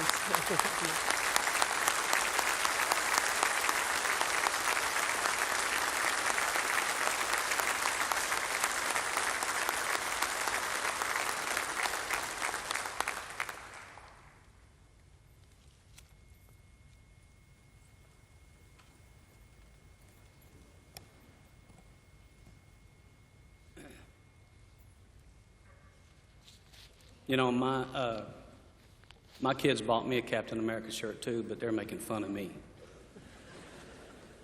They started calling me Captain America to tease me. They said, "Dad, you're just Captain America." I'm like, okay. I know that Ava and Ryan weren't teasing their daddy. The other night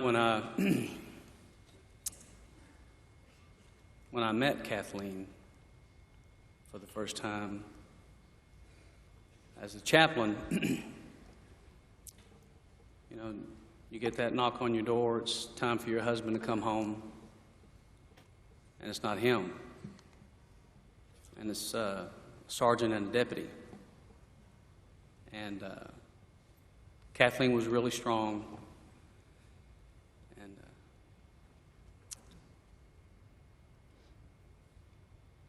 she's still very strong. and she has the strength of her husband in her heart. Over and over and over again, Kathleen, on the night that we met and the days since then, said, "Shannon, you absolutely must tell this world that my husband was a good man." And she would ask, "What am I going to do about my children? My son needs a man in his life. My daughter misses her hero. What am I going to do?" Well, what you're going to do, my dear sister, is you're going to lean on us. You're going to lean on your family. And you're going to lean on the Lord God Almighty, because He is going to sustain you. Darren, I had never had the privilege of actually meeting Darren. I know that I had passed him a couple of times. I mean, it's a huge department. But then again, I think I do know Darren, because I know a lot of other good men, good women in this department, in the law enforcement community, that go out every day, they put on a badge, they strap on a gun, they walk or ride a beat, and they do everything within their power to make it home to their family at night. We don't go out thinking, is this the day that I'm not going to come home to my family? Good men and women don't think that. What they do is they go out, they put on their badge, they strap on their gun, and they do what is good, and they do what is right, and they do what is just, like Darren. Kathleen told me several times also, Darren loved to pick on her and joke with her and make her laugh, and she's a lot like me. Matter of fact, one of the first things she said to me, she says, "You ever see the movie Up, you know, the cartoon? And the dog, right, that sees squirrels when there are no squirrels?" Kathleen and I are a lot like that. And so she would say, Darren would always have to keep me focused. And so there was a couple of times that me and Don were at the house and we were talking to Kathleen about things that we needed to talk about. And boy, and she would just start going bing, bing, bing, bing, bing everywhere. And she would go, "No, focus." And we'd just start busting out laughing. And I would think, you know what? That's something that Darren would probably do, make you stay focused. She said, "What am I going to do without my best friend?" You're going to carry on his legacy. You're going to love him. I want to tell you, sister, that your son and your daughter just inherited about 4,000 surrogate parents to help you. You're not going to walk alone.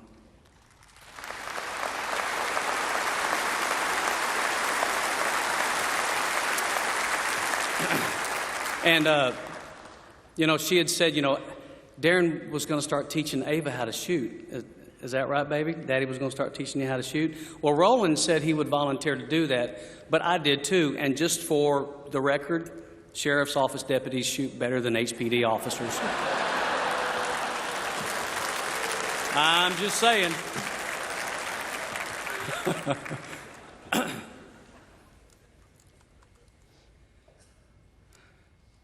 One of the things that Kathleen asked me to stress in my time before you today is that we are not going to focus on revenge or getting even or repercussions or anything of that nature. What she wants to focus on is staying focused on what is important, and that is healing this family, the sheriff's office, the law enforcement community, and our nation as a whole. We are a broken nation, but I believe with the help of the Lord Jesus Christ that we are going to heal our land.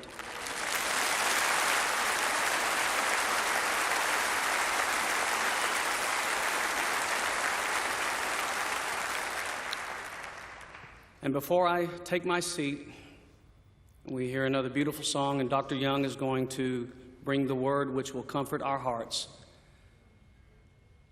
I want to look you all in the eyes, those of you that are here, those of you that are in the overflow, and those of you that may be watching at home. For those of you who think that the men and women who wear the badge here in America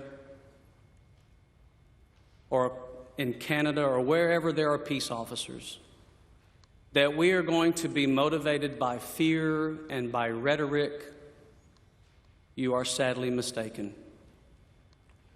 We are going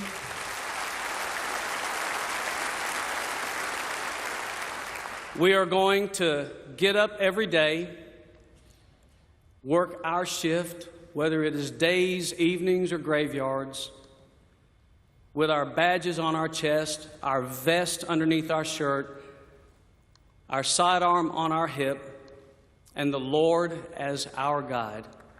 And we are going to stand as sentinels at the gates of every city, every town, every hamlet, every state across this land. We are going to stand as sentinels of justice and of safety and of peace and of strength and of goodwill. And if you are here in uniform under the sound of my voice, whether you are in the overflow in this sanctuary or at home, if you're a peace officer, whether you are in uniform or not, I want you to stand. If you will agree with me that we will stand as sentinels in our communities.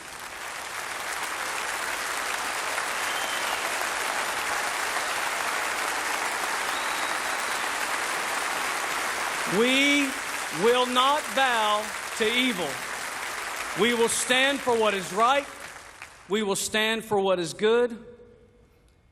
And we will stand at your side, Kathleen. Would you bow your heads with me? Father, we love you. We thank you for this day. We thank you for all things, even the things that we do not understand, because they cause us to have to call upon your name. And I ask you, Lord, to guide us today in all the days of our lives. It is in the name of Christ we pray. Amen.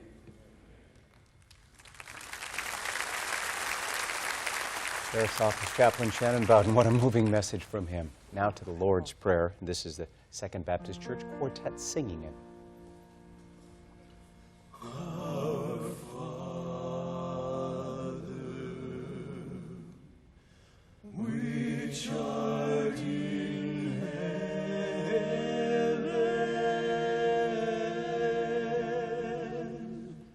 hallowed be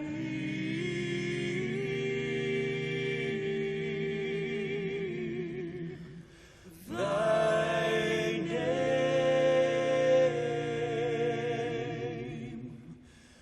Thy kingdom come, thy will be done on earth as it is in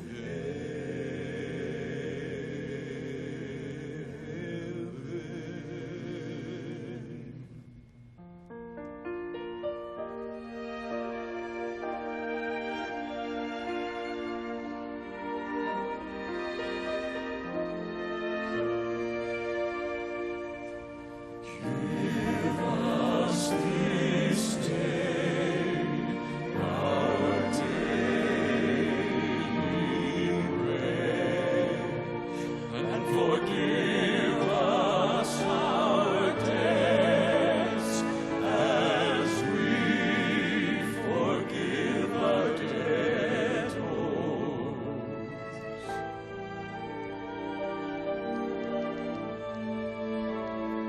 And lead us not into temptation, but deliver us from evil. For thine is the kingdom and the power and the glory forever.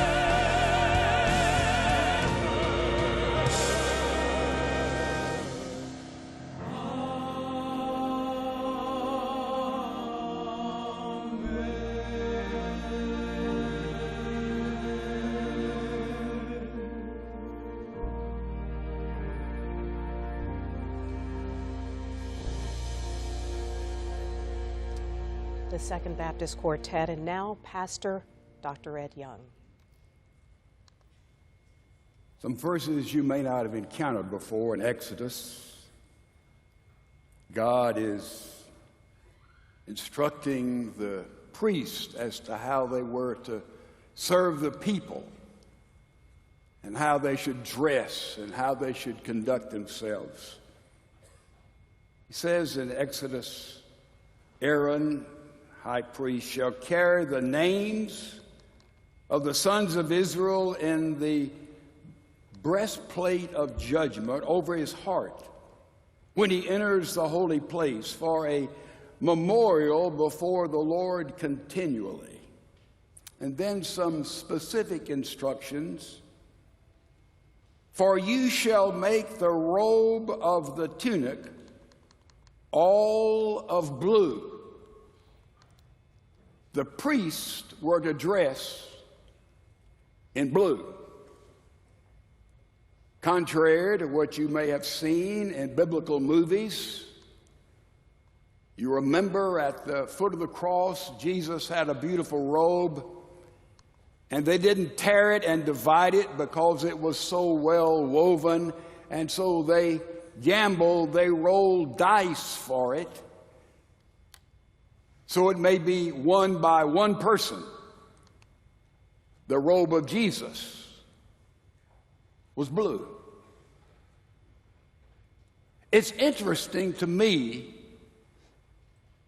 as I stand before a sea of blue that you are wearing, though you may not have known it, the attire of priests, the attire of servants down through the generations.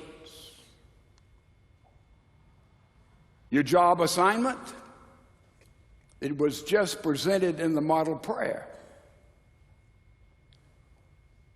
The apostles of Jesus saw him praying and knew that something happened when he prayed. And they wanted some of that.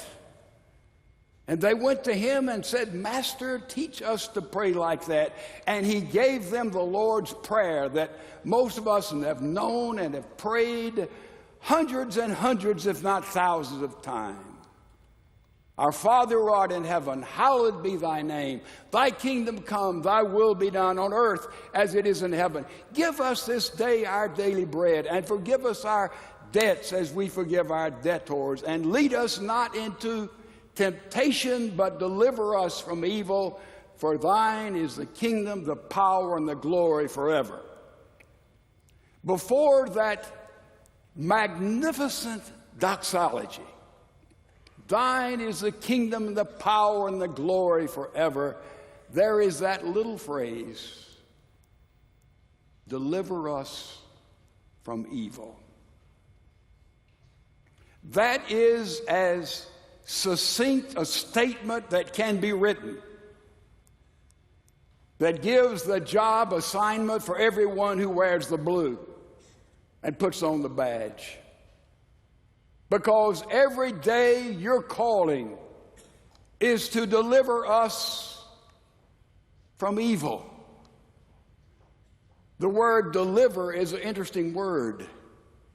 You look at the etymology of the root word in the original, it means to snatch away. It means to secure. It means to protect.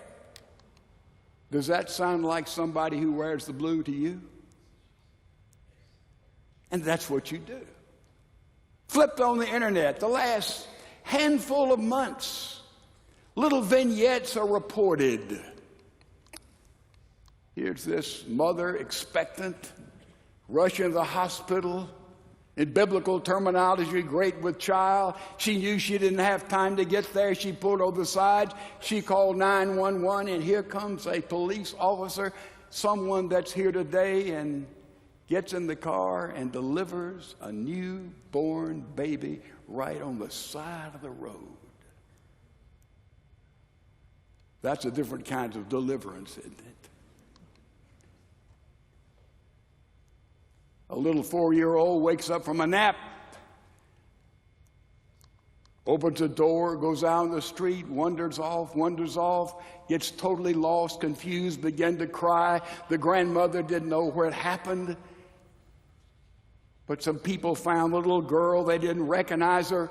They called someone in the blue. And that person in the blue went and comforted the little girl and put her in the squad car and finally took her back to that frightened grandmother. That's deliverance, isn't it? What about one of you I read about working overtime at a Pizza Hut, making some deliveries? And when you returned, there was a holdup, and you went there and stopped the robbery, arrested the culprit. That's deliverance, isn't it? And then that dramatic story, just a few months back during one of our floods, a man had slipped off into flood water and his car had gone under, and there was an officer directing traffic, and he ran and took off his shirt, his clothes, his shoes, and jumped in and went underwater and busted the window out and got the man out to safety. That is deliverance, isn't it? Your calling, your job assignment, overwhelmingly, deliver us from evil. And if an explosion takes place, or a 9/11 call comes in, or there's a fire, or there's a riot, or there's terrorism on the horizon, all of us run in the other direction while those in the blue run in that direction, because you are called, as you're dressed in blue, to be in the business of deliverance from evil. High calling. It's interesting to me that when these horrific events take place that have no logical, rational explanation, 9/11, back in history, Holocaust, Fort Hood, on and on we go. Schools, movie theaters, children, and we're just overwhelmed, and we can't understand it. We ask the question that these have asked in so many ways: why, God, why? And then the psychotherapists come in, and the talking heads give us their rationale. The anthropologists come in and say this is why this is happening. The sociologists, the theologians. And we beat around the bush until finally, when all the smoke dies down, everybody says it's evil. It's just evil.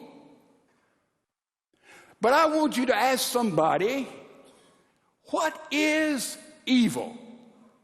Read Mr. Webster. He doesn't define evil. He tells us what evil does and what evil is about. He doesn't define it. Let me offer a definition. Anything that is contrary to the purpose and the plans of God, anything, is evil. Evil is when something is solid and it's suddenly not solid.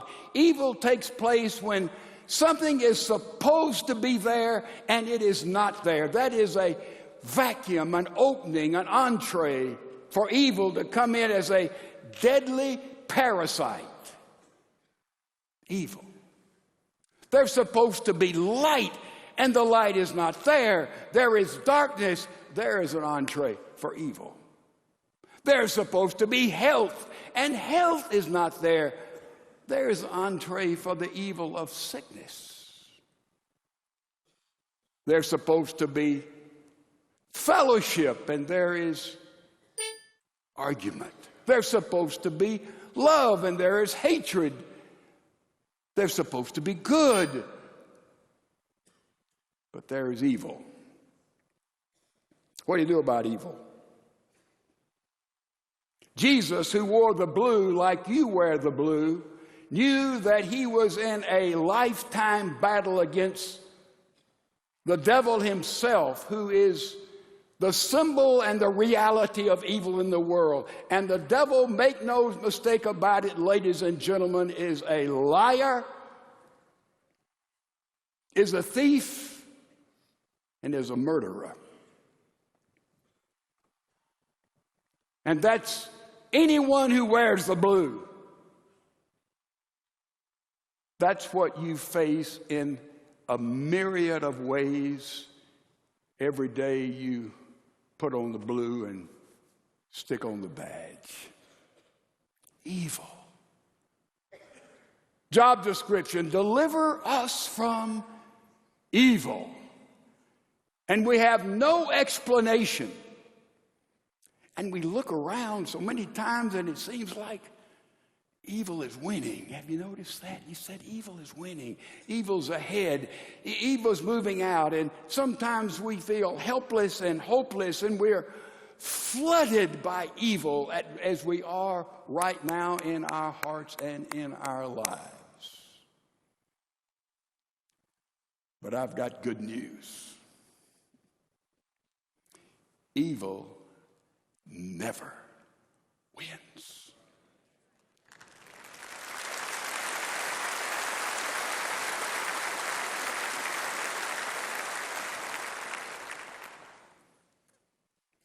It has already been said, but to Kathleen and these two terrific kids,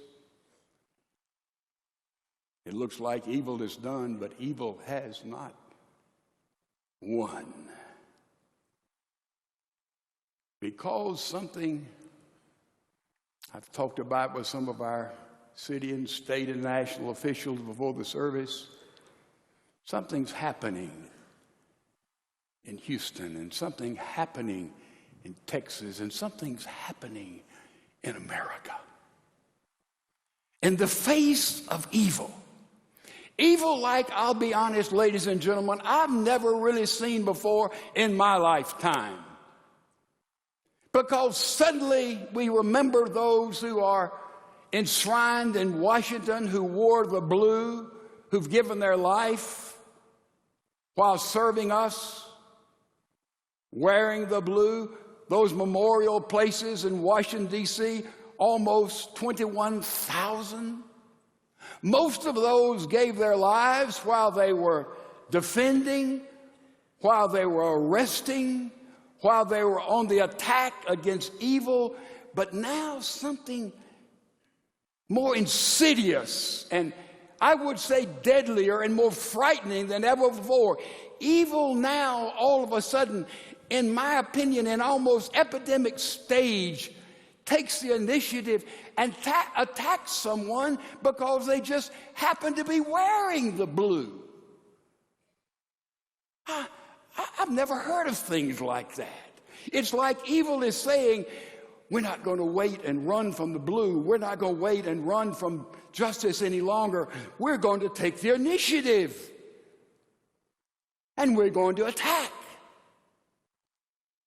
And that is as frightening and as demonic as anything we can imagine on the front line of life in such a time as this.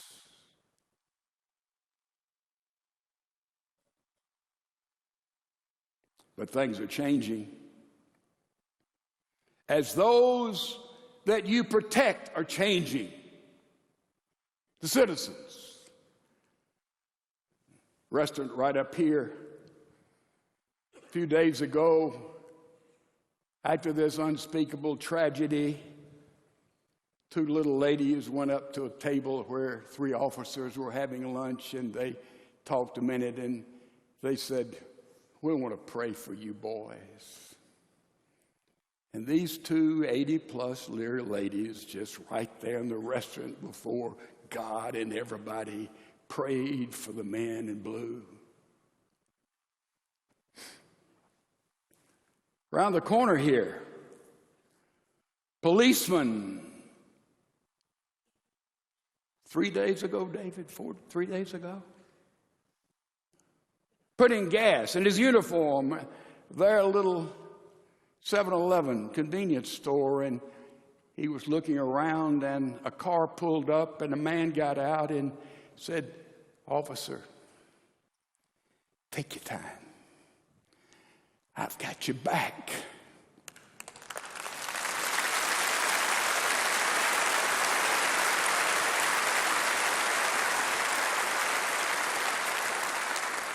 The officer went in and thanked the man, and he said, "Thank you." He said, "No, I'm going to stand here till you come out.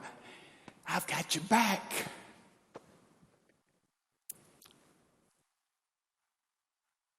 That's what's happening. Your husband, your daddy didn't die in vain. I think something's happening here in Houston and Texas, where you may not know it. This year, more officers have been killed than in any other state in the Union.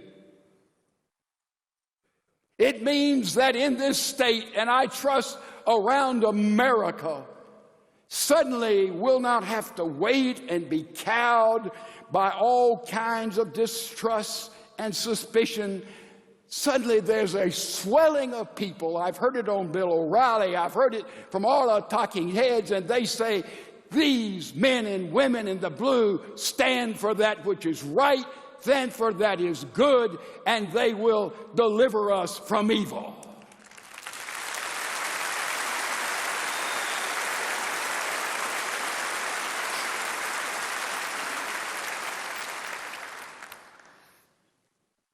He didn't die in vain. There's a family, there's a fellowship, there's a warmth. We'd say in theological terms, there's a koinonia that's coming alive for God. And we believe that God is indeed, as we've already expressed, going to heal his land. If my people who are called by my name will humble themselves and pray and seek my face, I will hear their prayers and I will heal their land. How we need healing. And tragedy awakes us. When evil strikes, we are overwhelmed by it, to call us back to the moorings upon which we stand as a nation and as a people under God, believing that life, liberty, and the pursuit of happiness is what we're all about. And I thank you that you are wearing the blue of priests, the blue of those who are called out to serve and sacrifice. And as never before, book it, write it down. From the governor of this state to the lieutenant governor of this state, to every state official, to every mayor, to every county council, city council, every person in public office, they too have the same job description as those who are in the blue, and that is to deliver us from evil. And together, those who serve, there will be a new Houston, a new Texas, a new America, and you can write it down. We have your back.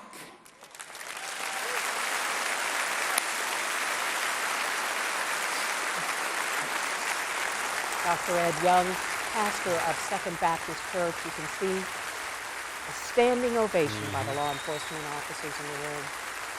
We have your back, he says.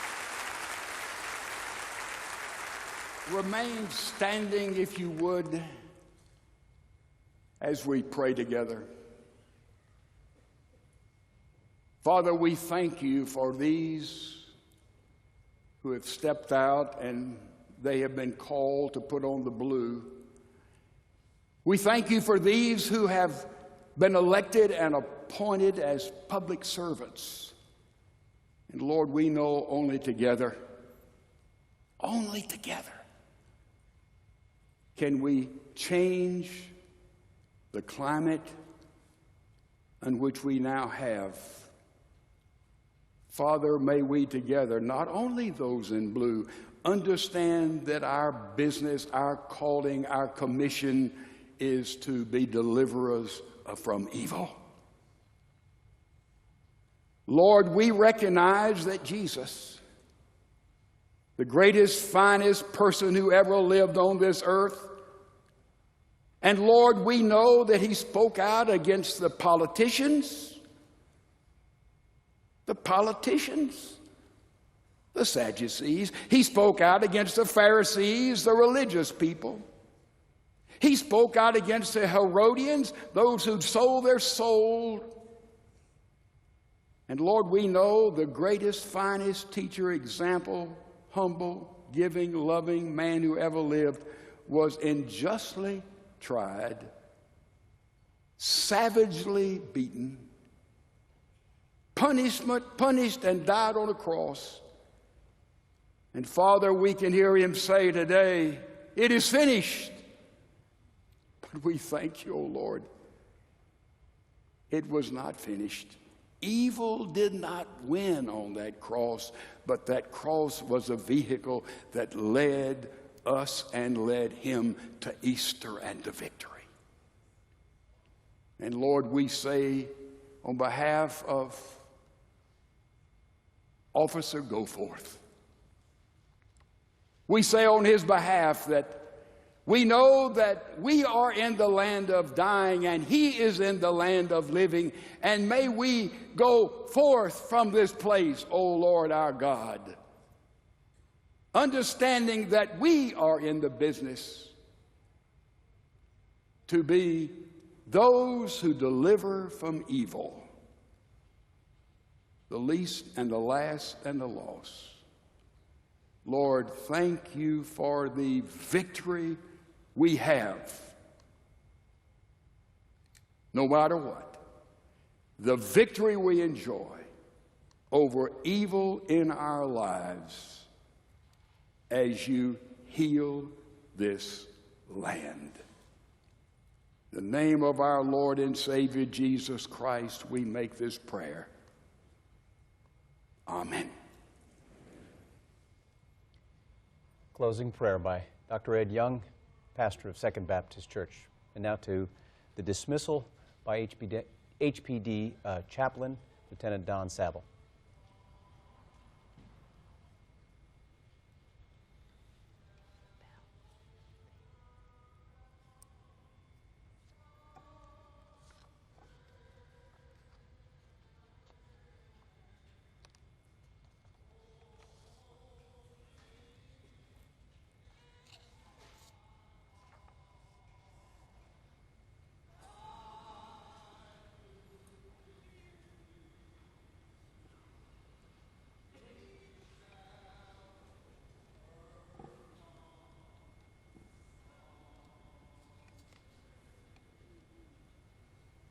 Amen. You can go ahead and be seated.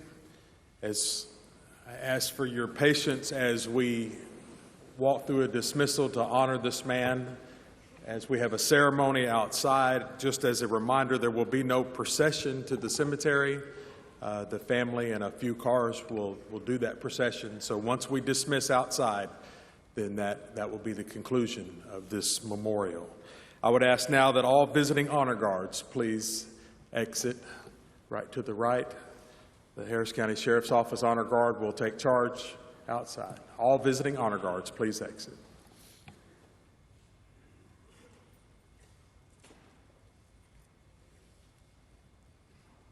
Chaplain, family liaison. As they're doing that, District 5, if you were prepared to go ahead and exit. Lieutenant Don Saville, who spent this week really preparing the Goforth family for this service and what will undoubtedly be the very worst day of their lives as they say goodbye to their husband, father, family member. You know, I posted on Facebook, we've been tweeting out, I have been overwhelmed. I have just been stunned by the pictures we have seen live all across this great city of Houston. In fact, all across the state of Texas. We've seen people retweeting pictures from Dallas and from small towns in West Texas. The outpouring of support. People standing there at the gas station where he was killed a week ago, watching the ceremony on big screen TV that the gas station put up in silence. Here it is. There you see Look at this. it. And people so respectful all across the city standing in silence watching the ceremony. Well, and that was really the message that we heard over and over again from Dr. Ed Young, from the chaplain. Deliver us from evil. Evil will not win. It is our job as the men and women in blue to go out, to do what's right, to do what's good, to protect and to serve. And we heard that repeatedly. And in a real sense, that's what so many Houstonians have done. They've said evil will not win in this case. We are here to support the men and women who take care of us each and every day. But you're right, Tom, so many emotional moments here. Again, just the sheer size of the turnout. So many law enforcement officers from all over the nation who traveled here on their own dime to make sure that they were here to be a part of this. I think I saw a tweet from the Sheriff's Department. They said 11,000 people came to Second Baptist today. It only holds 7,000, so you can imagine 4,000 to 5,000 people perhaps standing outside the church just watching in silence and listening on a couple of screen TVs they had out there, big screen TVs, as you watch the procession now. It will be a private burial at the Woodlawn Cemetery, although there will be a procession there, and a lot of people will line that route as it goes north toward the Katy Freeway, and then north of the Katy Freeway. You will see a lot of Houstonians bowing their heads or waving as the deputy's body is taken by. As we watch the church empty out, and now so many honor guards out in front from so many different forces around the city, around the nation, here to pay their final respects. We are expecting a couple of very moving, symbolic things to happen now. The missing man formation, police helicopters flying overhead, and then at some point one of them peels off to indicate a final goodbye to Darren Goforth. But also, we will hear a final roll call, the last time his name is spoken over the dispatch. All right, they will get on the radio, and that will be the final time that you will hear Deputy Darren Goforth from dispatch, as Melanie said. A couple of tweets. First Colony Middle School supporting all law enforcement. Thank you, officer, for all you do. And Blue Houston, that's the hashtag. The Administrative Office of Hamilton Elementary showing our support for law enforcement. And Spring ISD police officers say our officers are here as well to show their love and respect. As do Fourth Ward Police. Rest in peace, Deputy Goforth. Hashtag Thin Blue Line. But again, if you are on social media, if you want to say a few words on this very, very meaningful day for the city of Houston, we hope you will go and hashtag Blue Houston and express your own feelings about what we are watching here. We heard so many tough stories from the chaplain who showed up at the front door of the family, and he says, you know, when your dad is due home and instead two men from the department show up, what that means. And he talked about just the widow, Kathleen, saying, what are we going to do without my best friend? What are my kids going to do without their hero? And people had a chance to laugh today with Roland De Los Santos, his best friend, who had some lighthearted moments talking about how he came from Ohio and the teacher kept saying, yes, what? And he said, yes. And down here in Texas, we say yes, ma'am. We certainly do. Yes, ma'am. We want to go out to Samika Knight, who is standing out in front of Second Baptist right now. And Samika, you must just be overwhelmed by the sheer number of people coming in and out. Melanie, I can't even tell you how emotional this is. In fact, I can give you a look, though. Lynn, if you'll pan and look at all of these law enforcement officers here on scene. I spoke with an official with the Harris County Sheriff's Office just a few minutes ago, and he says that they are walking out to form a wall of honor, and you see them doing that there. And they know the ropes. They say that they're all brothers and sisters, one family. And the family of Deputy Darren Goforth, they are sitting outside now. They just arrived here outside.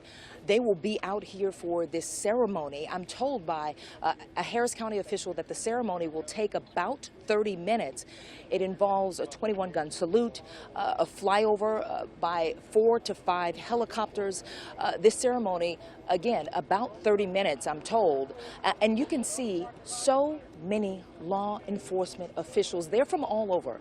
In fact, I was just told that there are law enforcement officials here, even from Canada. We've seen Dallas. We've seen Corpus Christi. We've seen San Antonio. We've certainly seen Fort Worth. We've seen Texas represented, but we've also heard about New York, officers from there. And when we heard Canada, it's just overwhelming to these community members. And I should mention that community members are out here and they are part of this as well. They are shaking hands of the law enforcement officials as they are pouring out, forming this wall of honor. And I heard you guys mention that there were some funny moments and there were some touching moments. I watched as some law enforcement officials, they walked out and they were watching the funeral there as it streamed live there on their phones. And I watched one law enforcement official from out of town. He wiped tears as he heard the best friend talk about the Captain America shirt, the T-shirt that his son is wearing today, saying that his son is wearing it, but also Deputy Darren Goforth is wearing it underneath his uniform today. What a touching moment. I mean, you just can't help but be emotional when you hear something like that, knowing that it involves a 5-year-old, and you see the law enforcement official wiping his eyes. This is the wall of honor that they are talking about.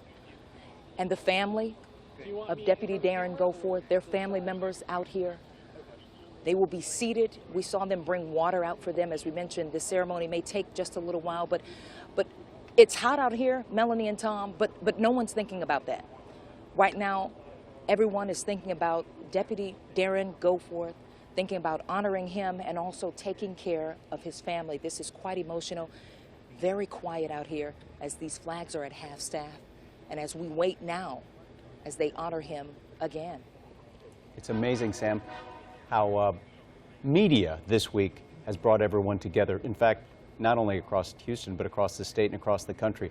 The broadcast media, we've had the privilege of sharing the remembrances of the deputy and bringing you the news, but social media, how people have come together and shared their thoughts and their hopes that this will help kind of heal rifts here, not only in this community, but elsewhere in the nation, with 10 officers killed in the line of duty in the last 3 months alone. Well, his best friend, HPD Lieutenant Roland De Los Santos, talking about on behalf of the family, how moved they were by this outpouring. He said, I have never seen an outpouring like this before, and thanked everyone on behalf of the family. Talking about his friend, how much they love to laugh. He said, even when no one else understood our sense of humor, we enjoyed it. Describing Darren Goforth as genuine, down-to-earth, unassuming, modest, hardworking. He said he was great on working on cars. Right. I was always taking my car over there.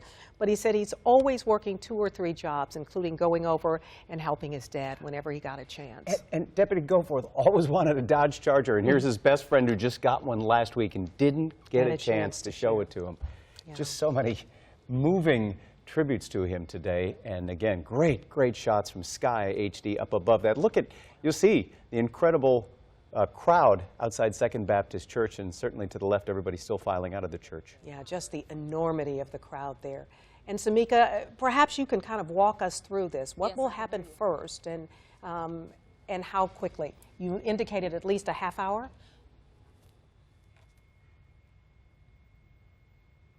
I'm not sure she's able to hear us. I think she said about 30 minutes. I can still hear you if you guys can hear me. Yeah, yes. we can. Go ahead. We can. So, Mickey, I can still hear you guys. If you can you hear me? We can. And you know, one of the things you said before all of this started was just how quiet, how somber all of this has been. And it strikes me even now, I can hear certainly the helicopter, but I don't necessarily hear anything else. What is it like there on the ground? It is almost silent, aside from the helicopter that you mentioned that you hear. I want to show you something here. It's solemn. It's emotional. I want to show you this wall of honor. But if you can, Lynn, will you pan to your right here and take a look at this semicircle? It is full of law enforcement officials, just simply full of them. And you can see it's a sea of law enforcement here, and they continue to come out. You can just see this. It is just pure emotional. And you can see the 21-gun salute. They're ready for that in just a few minutes. But this is just incredible.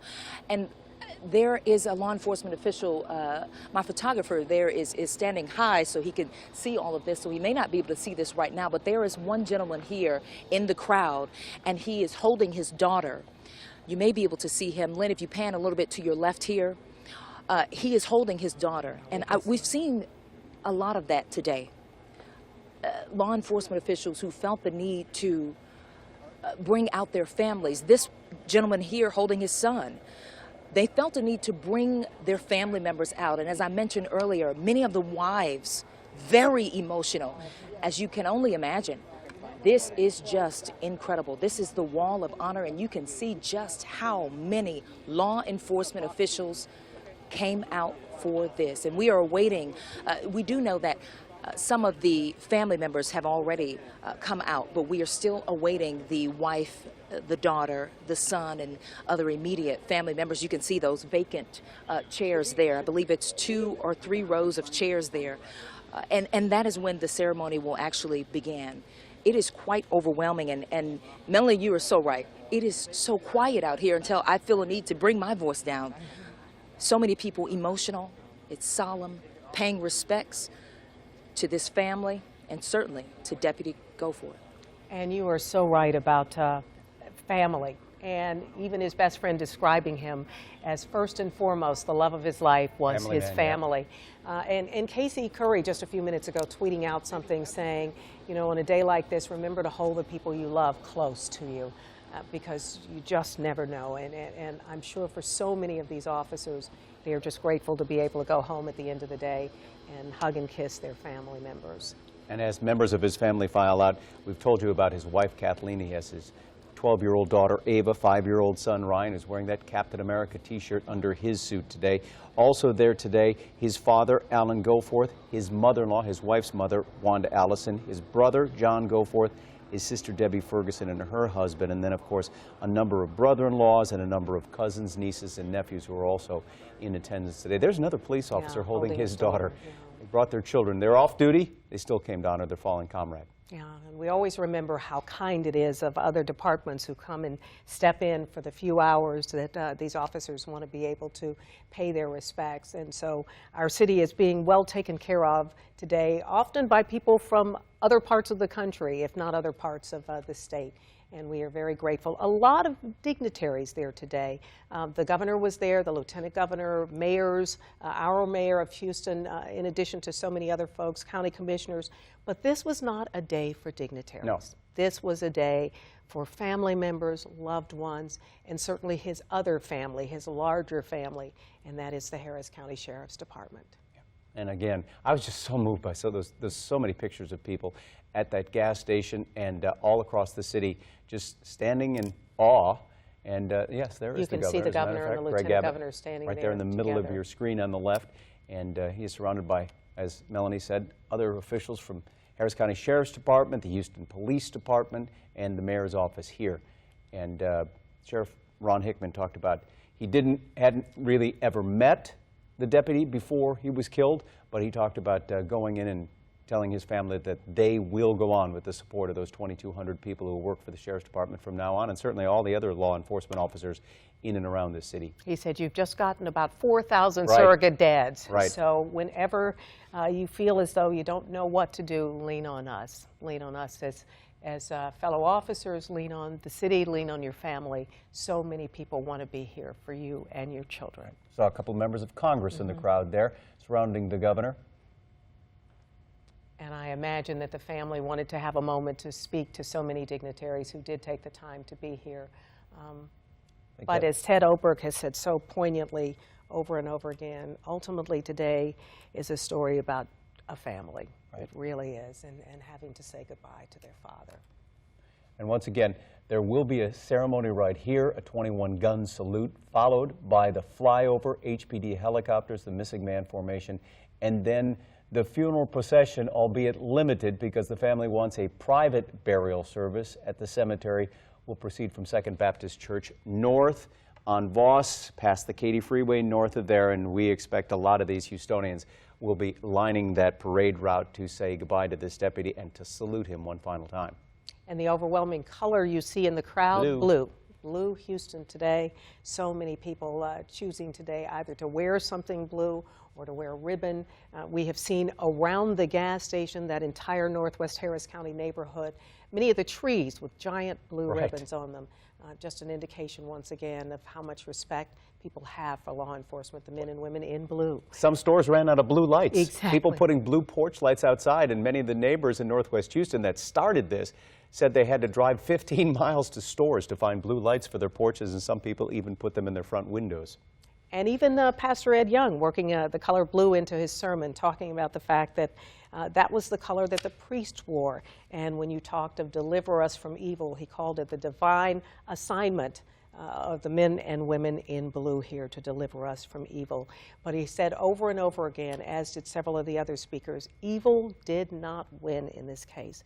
And in fact, even saying to Deputy Goforth's children, as terrible as this is, perhaps your father's death was a much larger reason. We never know why. We can never accept why. He said, but it is to show how many of us are standing against evil. We've been told those HPD helicopters are on the way for the flyover, which I suspect may take place before the 21-gun salute. We're not sure of the exact order here today. But Samika Knight, you are very, very close, and they are preparing for this closing of this ceremony today, right? They are preparing for the closing, and you may have been able to see some of the video of some of the officials sort of pushing the crowd back, preparing them for that 21-gun salute. As you know, that can be quite loud, but obviously to honor Deputy Darren Goforth, I want to show you something else. We've shown you all of the law enforcement, in fact, a sea of law enforcement here. I want to show you some of the people from the community. Lynn, if you will pan here to your left here, they are standing. You may have seen them earlier, but I am struck by some of them here who are constantly wiping their eyes. And just to give you a feel for what's going on here, there is a waterfall out here, and that is basically all you can hear. It is so quiet, it's somber, it's solemn, and it just sets the scene for exactly what's going on. We are honoring fallen Deputy Darren Goforth. And what an incredible display. I cannot say that enough. I believe you guys said 11,000 law enforcement officials here. Just incredible. And we spoke to some community members who told us that they chose to stand outside today. They didn't dress to go inside and to go in and be a part of the funeral service. They said they wanted to reserve those seats for the law enforcement officials who came from far and near to be here. And we see that. Many of our community members here in the Houston area standing out, handing out water, accepting water from some of the local businesses, walking over here as they know people are out here hot, but out here to honor Deputy Darren Goforth. And this has been just an incredible ceremony and such a wonderful display here. This is the Wall of Honor. And as I mentioned, so many of these law enforcement officials falling into place, not from the Harris County Sheriff's Office, but knowing exactly what they meant when they told them we're forming the Wall of Honor, and you see it here. I can't say it enough. It is very warm out here, but you see them standing in place, all in uniform, everything on here, but it doesn't matter today. It's all about honoring Deputy Darren Goforth.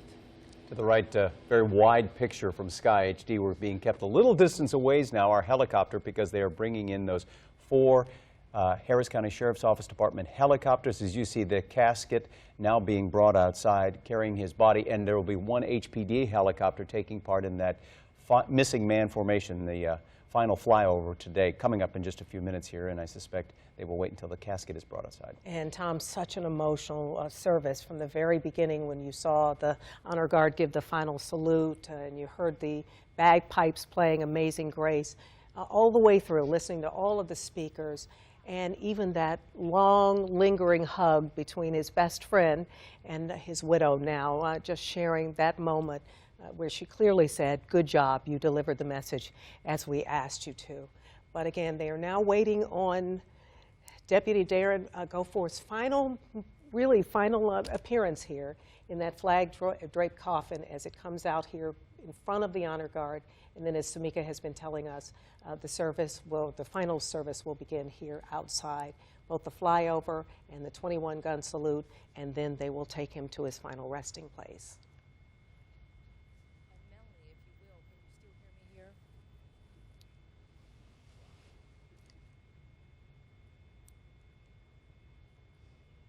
And I believe here come some members of the family. I believe so. That's his wife, Kathleen, in the front. And his perhaps daughter. his sister, his daughter. Behind him. And his father is there, Alan, his mother-in-law, who is Kathleen's mom. And there's his daughter. That's 12-year-old Ava. And his little boy, underneath there you see his Captain America t-shirt. He and his dad are both wearing those t-shirts today. He's a composed little boy so far. And everyone talked about how he adored his father. That was his hero. And you can see so many family members. The widow has also displayed, Kathleen has displayed such incredible composure under circumstances like this. I'm sure the last thing they imagined was this kind of turnout, but it's clearly very emotional for her. It's got to be very draining. You know, just first of all, overwhelming, and we saw that as she put her hand to her heart when she walked into church this morning, when she first got a glimpse of that crowd that was there for her husband, and I suspect even driving there, seeing the people lining the streets, just citizens of the city of Houston there to honor her husband and to honor her. Obviously, she had the sacrifices too. She was the wife of a police officer, a sheriff's deputy. She saw him go off and I'm sure wondered many, many times whether he would be returning home. It's a very, very difficult thing. And perhaps the hardest to hear was that chaplain talking about having to go to the house and meet her for the first time under the worst possible circumstances. And when she sees those two men coming to her front door, knowing that something terrible has happened. To the man she described as, you know, her best friend, the love of her life, privileged, she said, to have him as a husband. And if you are just joining us this morning, you haven't been with us this morning, this is nearing the end of our live coverage of the funeral of Deputy Goforth this morning. And our Samika Knight has been there all morning long. In fact, since early this morning, getting a glimpse of the people filing in and getting a sense of the mood outside, which she has said has been very, very quiet and respectful so far. Sam? And Samiko, you can see it's a large family. And right, a very large family. And I can tell you, Melanie and Tom, you can see what's going on right now. The family consoling his wife there and their children. And I can tell you that when they walked out of the church, it was completely silent out here. Those law enforcement officials facing her, in a sense, trying to feel her pain, and you could see it. I heard you guys say that you saw her put her hand there over her heart, just in awe, I suppose, of, you know, the law enforcement community and how they came out to support her today. It is just incredible. We saw her a few minutes ago. All officers, stand by. The program is beginning now, so we'll hear it now. All officers in colors, up and hit. All officers in colors, present.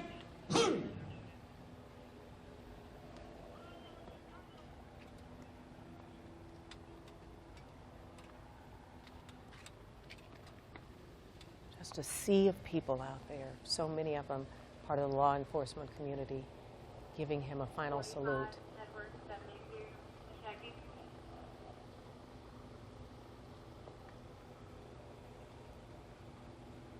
Houston, calling 45 Edwards, 72.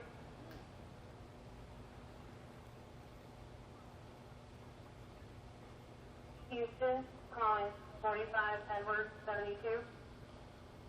The final radio call. 45 Edwards, 72. Show your ID, sir.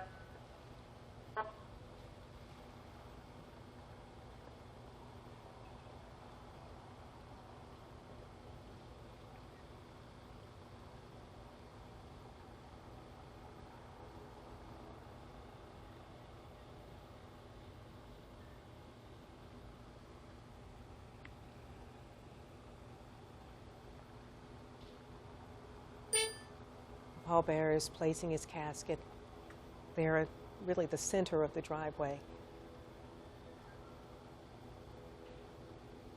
All officers, order!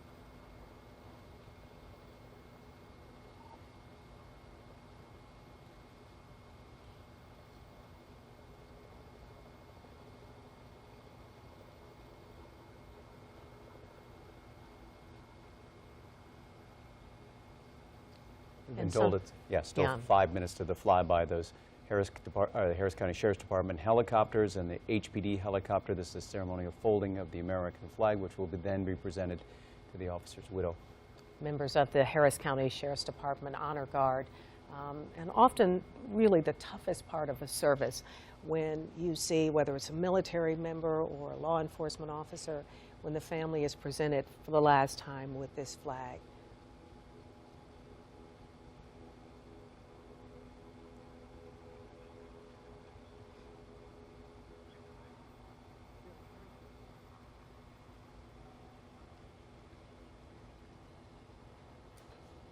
And the Honor Guard stays with Deputy Goforth right up until the very end. Governor Greg Abbott, you see in the background, had ordered all the flags in state buildings and elsewhere to be flown at half-staff today.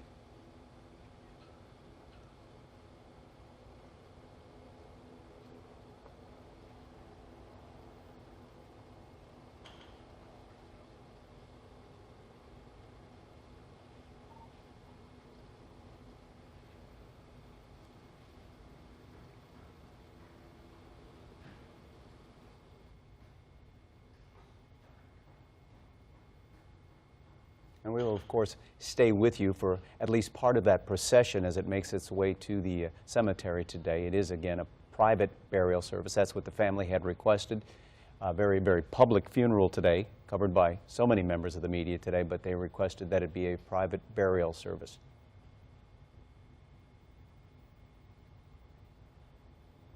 But I think it'll be interesting to see the crowds lining the way. Yes, absolutely. We saw so many people, even as early as 10 o'clock this morning when we first went on the air. There were already people in place with flags, wearing blue ribbons. So I suspect we will see a lot of people along Voss Road as they make that final turn towards the cemetery. They're headed to Woodlawn Cemetery. That final tuck of the flag here as the governor and so many other dignitaries watch.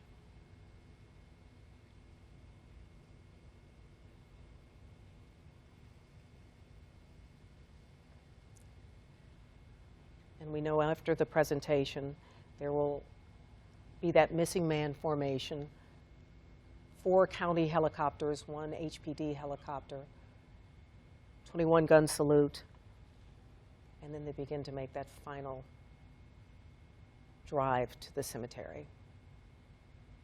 As I said, the Sheriff's Department has 2,200 employees. Obviously, not all of them could be there today, but it certainly looks like the majority of them are there today. But then when you consider it's only 2,200 in the Sheriff's Department, and there's about 11,000 members of law enforcement there today, so many police departments, not only from HPD, but from across the country and across the state, you see the outpouring of support.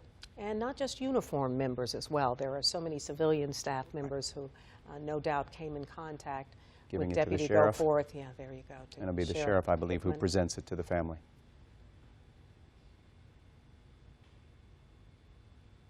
He's only been sheriff for 3 months, and he's had to deal with 2 deaths in his ranks so far.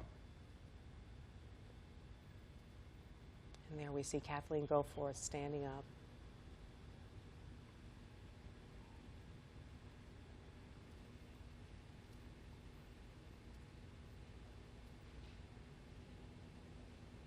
And we are standing by as well for the flyby as she accepts that flag.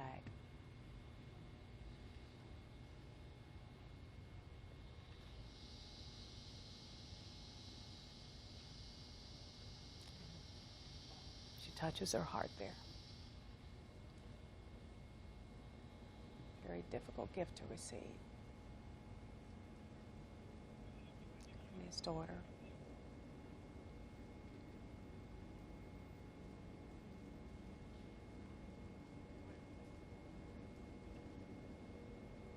We can just barely see Ryan.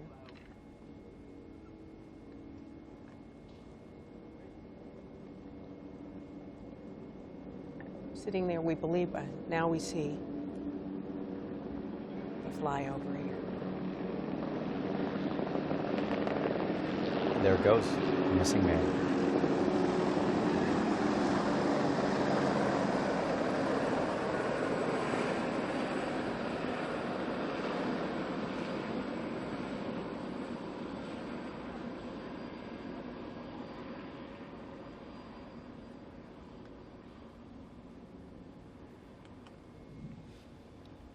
Fire team leader, prepare to fire 3 volleys. And now the 21-gun salute. All officers in colors, present.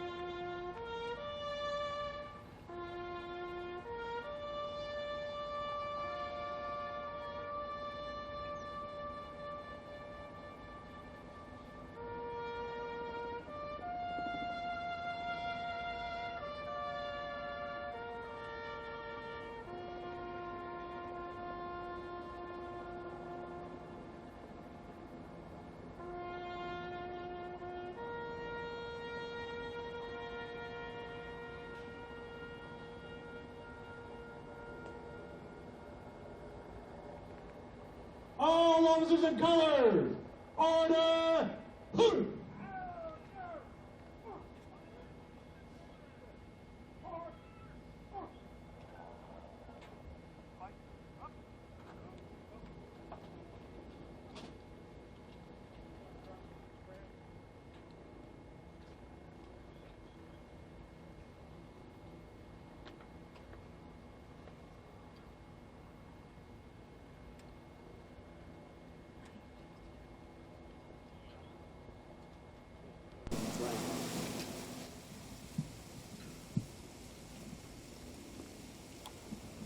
All officers, present.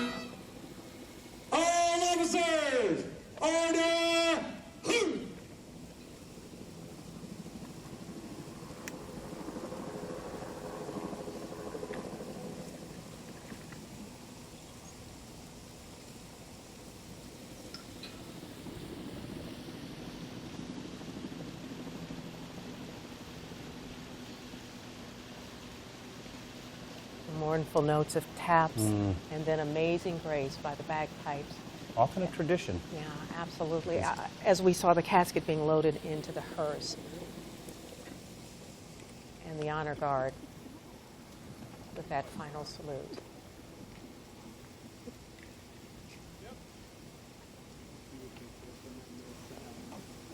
it will only be a small group of colleagues and then all his family members who make their way to the ceremony, as we said, for a private burial service at Woodlawn, just north of the Katy Freeway. And as we wrap up here in the next couple of minutes, we will tell you that this will continue to be broadcast to you online at abc13.com. You can watch part of that procession and see the crowds lining the way as they make their way to the cemetery today. abc13.com, and we certainly appreciate you joining us this afternoon for this incredible tribute to Deputy Darren Goforth. And as Sky Eye pulls out, if you've ever been near the campus of Second Baptist, you know how enormous it is. And yet every spot is filled, every space there, people as far as the eye can see there as we continue to watch this wide shot now of the campus. Such an emotional day from start to finish. And as Samika has said many times, just the silence, the solemnness of this day, a reminder of every single time one of those men and women puts on the uniform to go out and serve and protect us, there is no guarantee that they will come home to their loved ones. Not only a great tribute to him today, but I think a great tribute to all of those men and women in blue and brown and those who put their lives on the line, all of those first responders, police, fire officials, and all of those people who are here to protect and serve us. What a great tribute as Houstonians and people across the state, and as I said, even across the country, came together today.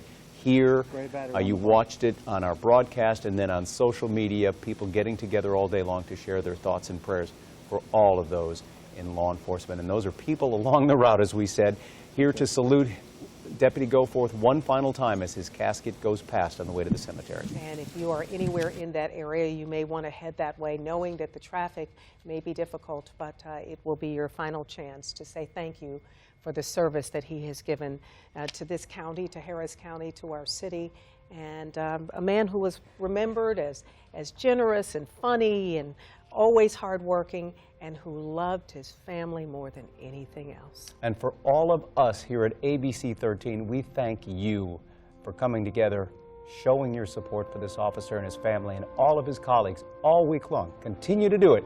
We'll be there on social media for you. And again, this will continue at abc13.com. Thanks for joining us.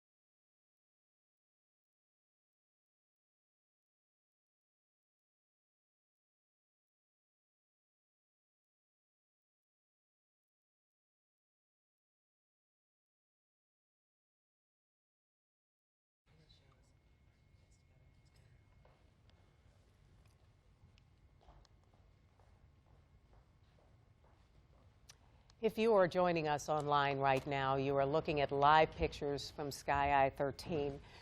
This is Second Baptist Church right now over on the Katy Freeway, where there has just been such an emotional service for slain Deputy Darren Goforth. And you can get some sense of just the humongous crowds that turned out today.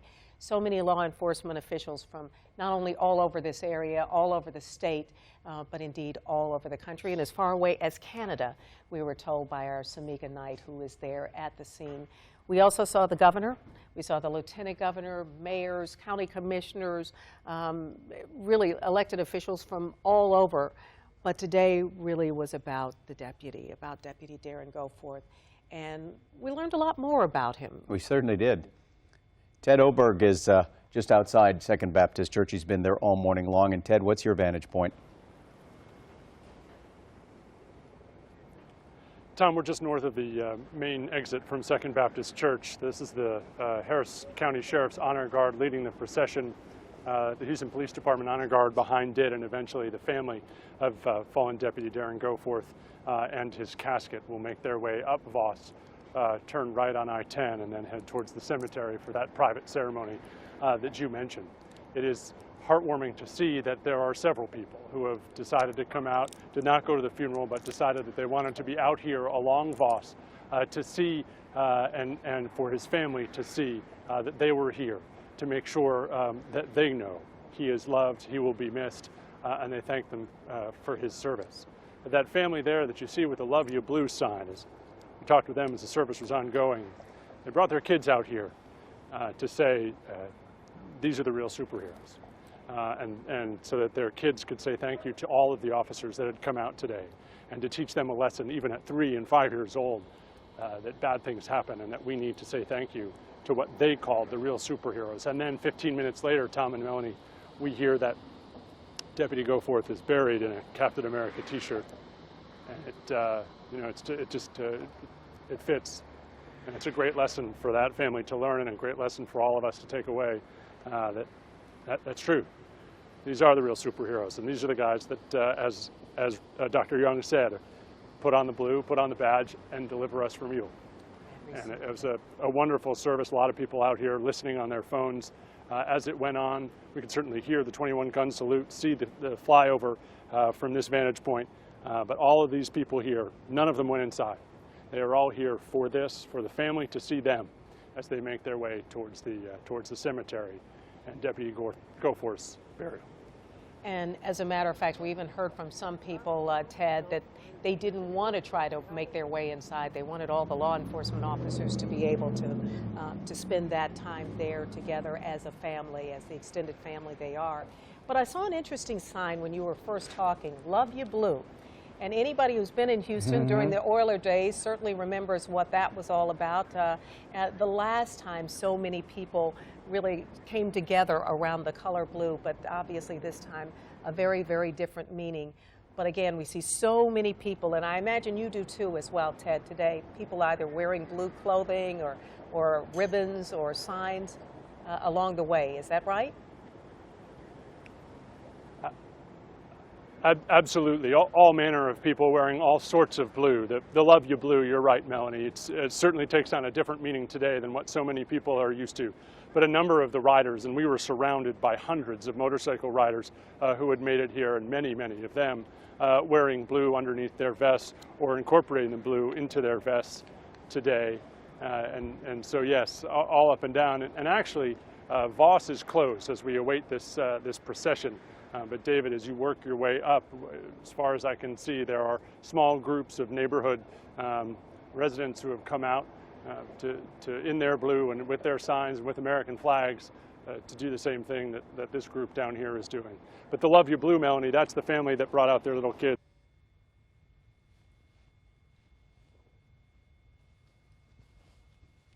And we may have lost Ted's microphone there, but as we continue to look at just these astonishing pictures, just the turnout today, the ladder truck there that is holding the American flag, just that sea of officers in uniforms from all over. Here goes the procession. And how incredible, how great that technology has allowed people to come together today with their smartphones. They're standing outside the church, or maybe they're at that gas station in Northwest Houston, and all of them able to watch this ceremony and really share in it in very disparate places. It's just, it's really incredible. And social media, and to social take it media, to another level, so that we're able to share our grief and to express our sorrow for the family and for so many officers out there by tweeting out or by getting on Facebook or Instagram. hashtag Blue Houston, the easiest way in many ways to find other people who are talking about today. You know, I talked with a couple of police officers this week who said this has been an incredible week here in the city of Houston, and we keep saying around the state of Texas and around the country, because this show of support has given police officers and those in law enforcement, you know, another boost, because a lot of them, you know, in the wake of police shootings around the country and protests, many of them have felt a bit besieged in the last year, 3 months. And this has been something that 2 of them told me that this has really heartened them all week long. We're looking at the hearse now and the family limos as they leave Second Baptist and start down the road. I believe we may have Ted Oberg back now. Ted, are you there? Yes, Melanie, we're just at the head of that procession as the family gets in that limousine to make its way towards us. But the honor guards from the Sheriff's Office, the Houston Police Department, all leading the way up Voss and likely not participating in the private family burial service, but certainly leading the way to the funeral to make sure that there are no problems along the way. You know, you mentioned, Tom, just what kind of time this is, and Dr. Young said it, the most deadly stretch of weeks in a long time here for law enforcement, and no state has paid a higher price than Texas.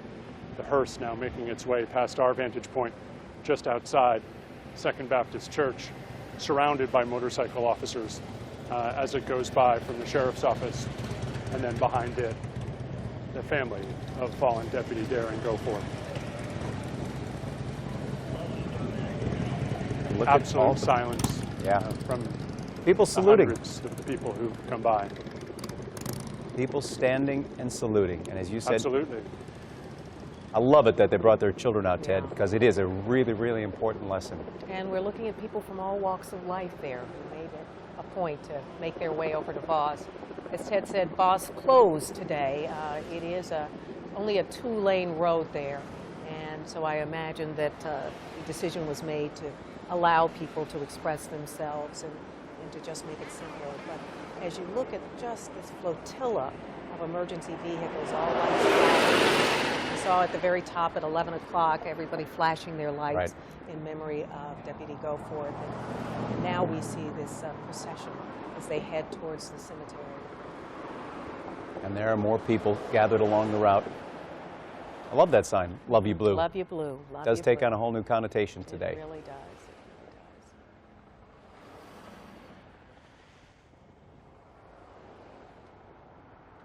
And we know that the governor asked that all flags across the state be flown at half-staff today. The governor making a personal appearance, making sure that he was here today to express his own respects for Deputy Goforth and his family. But it gives so many Houstonians a chance to say thank you. It does. It really does. And it's not something I think we often think about, but now there's a chance to step back and to just look at the enormity of their sacrifice and to realize how important it is to be able to say, we got your back, we got your back. And so many officers this week talking about how they see people in restaurants picking up their check, walking up to them when they're in their patrol cars just to shake their hand and say thank you. Just really, really has been an incredible week here in the city of Houston. Unfortunately, a week generated by an incredible tragedy. And now may come some of the most difficult times for this family. After all of this outpouring of support, they're obviously still in shock. Who wouldn't be? And they have to go on, and they have to you know, face that future. But as the sheriff said, they'll face it with perhaps 4,000 more people who have their backs. Surrogate fathers out there.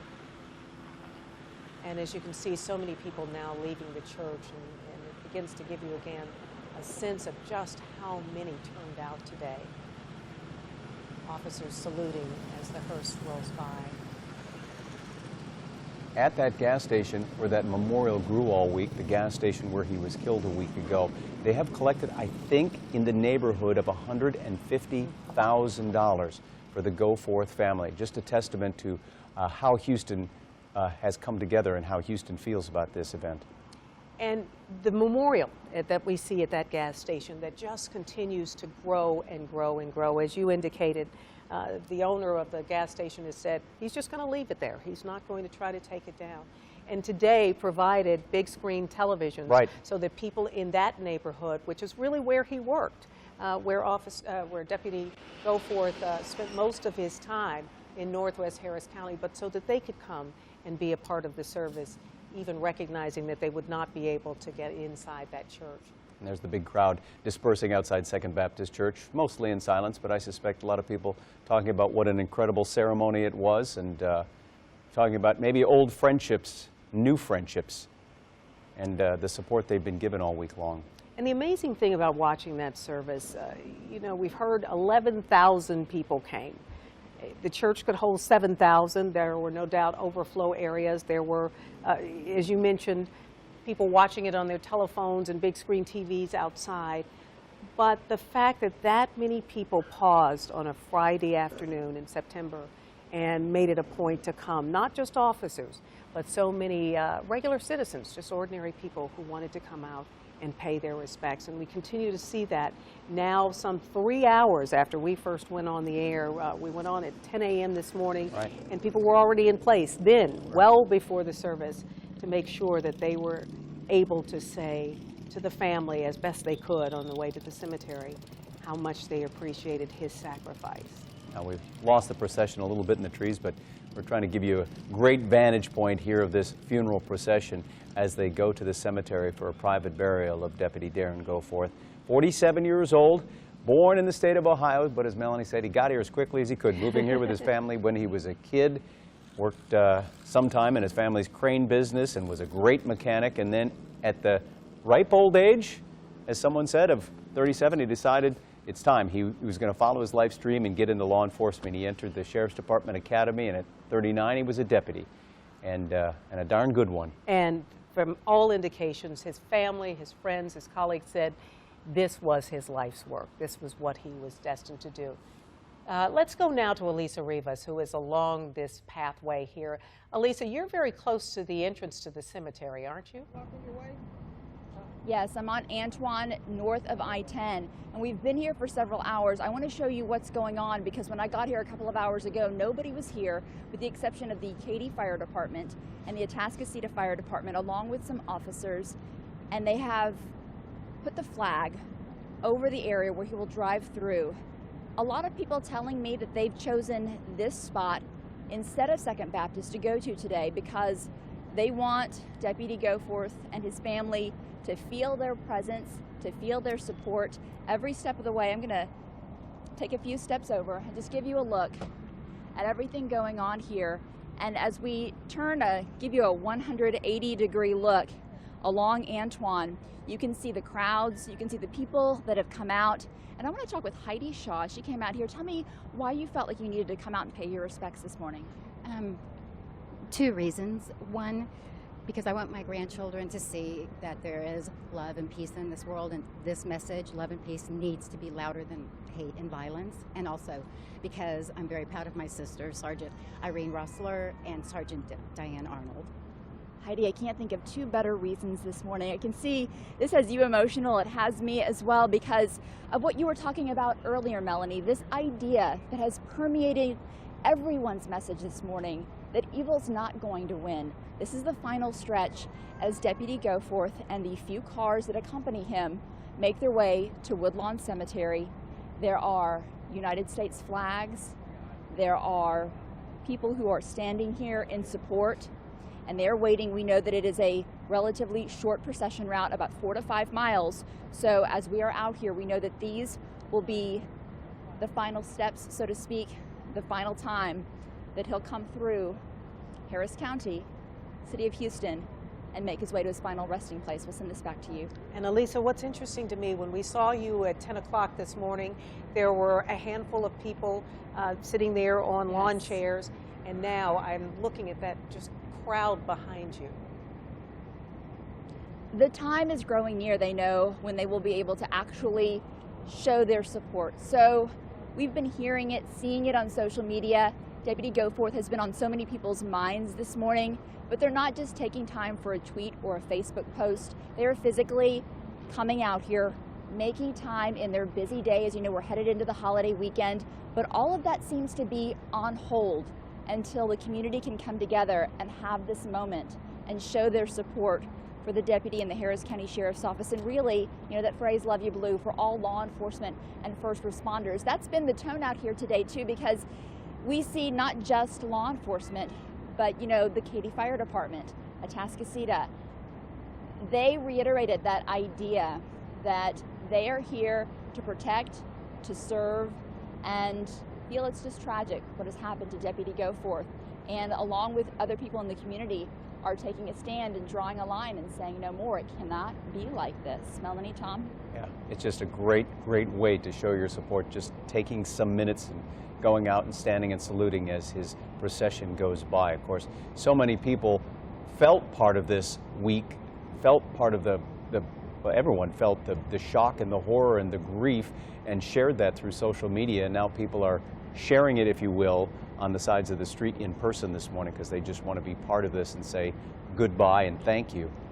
And they are coming along Voss Road now, only 2 lanes there, but they chose to close it this afternoon so that they would be able to not only allow people to pay their final respects, but also to, you know, prevent too much of a backup in the area, although I suspect today most Houstonians would not mind a little inconvenience so that they are able to say thank you. You can also see people on the overpass. Well, and members of the fire department, obviously, parking their truck up there and saluting the deputy as his procession goes past. Just great, great shots today. Really unbelievable, very, very moving. But you can also see people who've just pulled over to the side there, a wrecker driver who decided to stop on the freeway and just watch the procession as it comes along.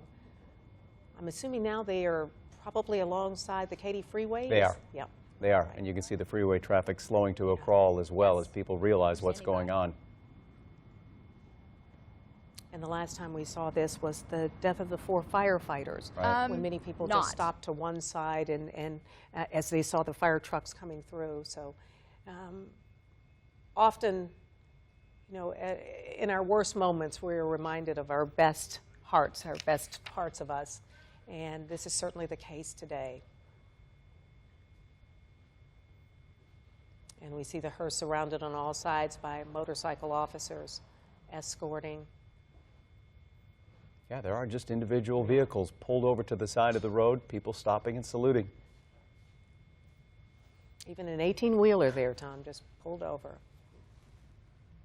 Well, there's been so much coverage all week long and so much information available in advance that people knew, you know, the general route that this was going to take. We told them this morning that if you were in the vicinity and you saw it, you know, pull over or at least slow down and salute this fallen deputy and his family and his colleagues. And you can see so many people now out of their cars saluting.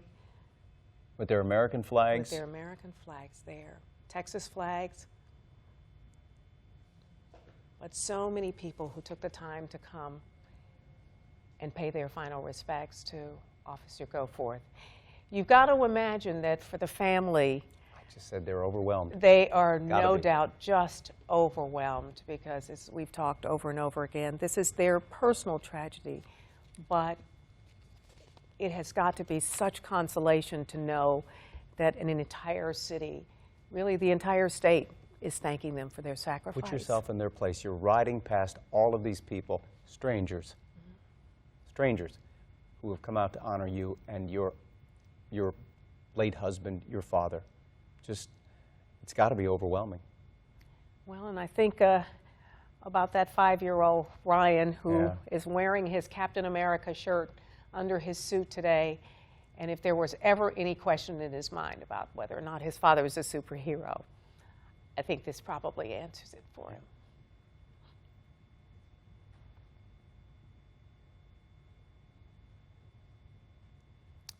And Samika talked about just how emotional it has been covering this. And, you know, we think we're pretty tough in the news business, that this is what we do every day.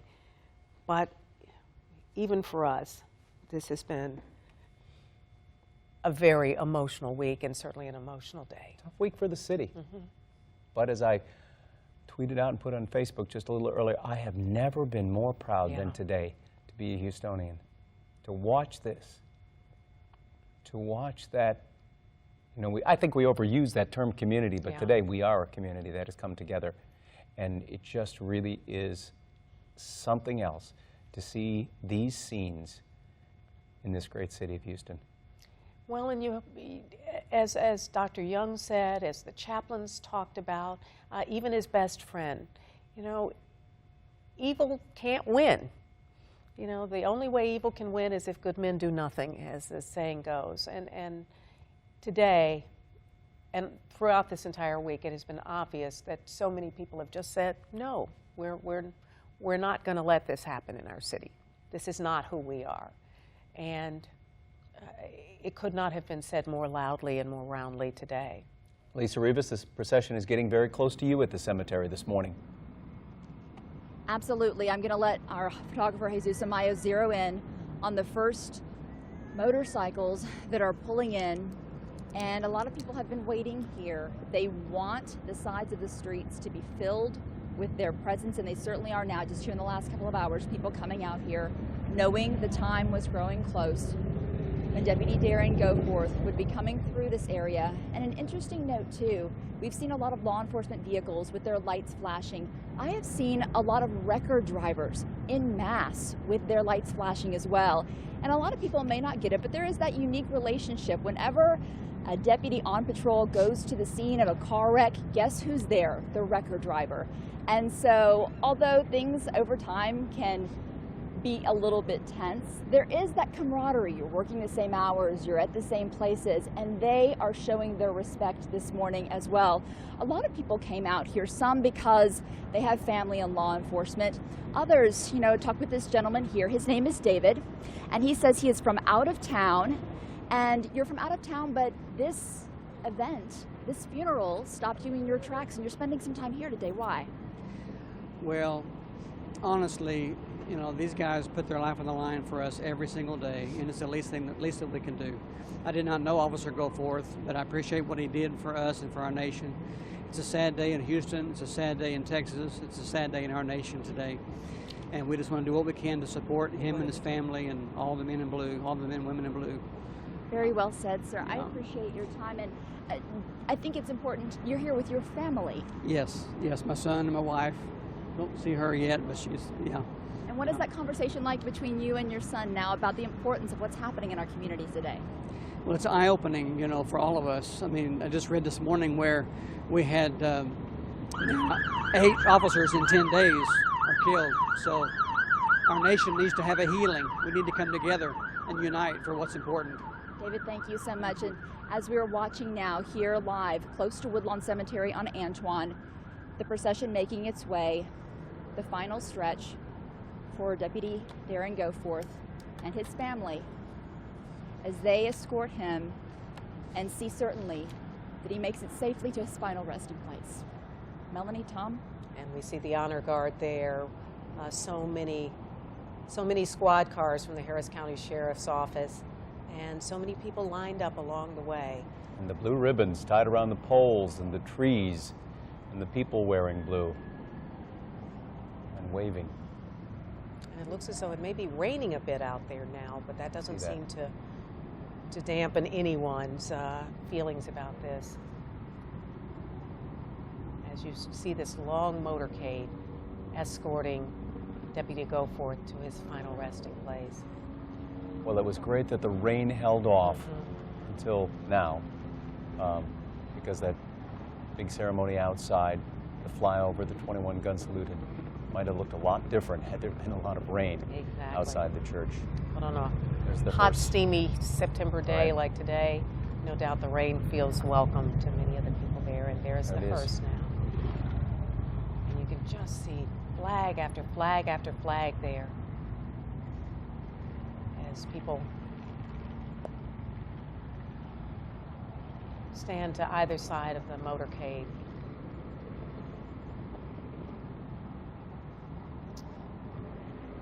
And you can see the woman that Elisa talked to, who said 2 of her sisters are officers.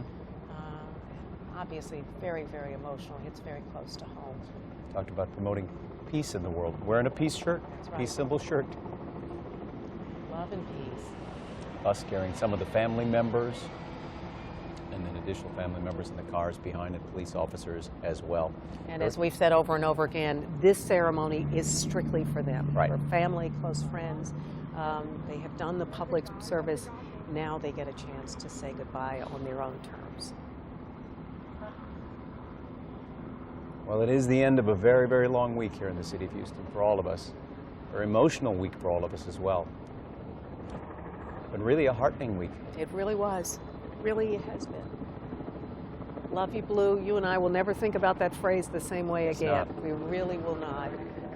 And as we've mentioned to so many of you, if you are on social media, use the hashtag #BlueHouston, and you will find so many other people who are expressing their feelings today as well. Their grief, their pride, really their hope, because Dr. Young talked a lot about hope. Right. Yeah.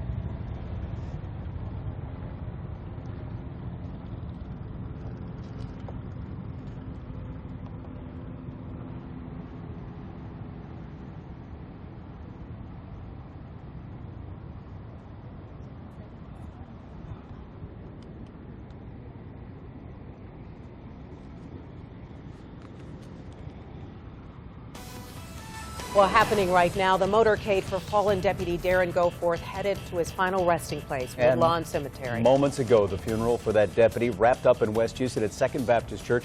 We brought it to you live here on ABC 13. You're now watching live pictures as that motorcade makes its way into the cemetery for a private burial. Nearly 11,000 friends, families, and colleagues showed up at that church for their final farewell. And so many of them standing along the road to say goodbye. We'll see you at 4.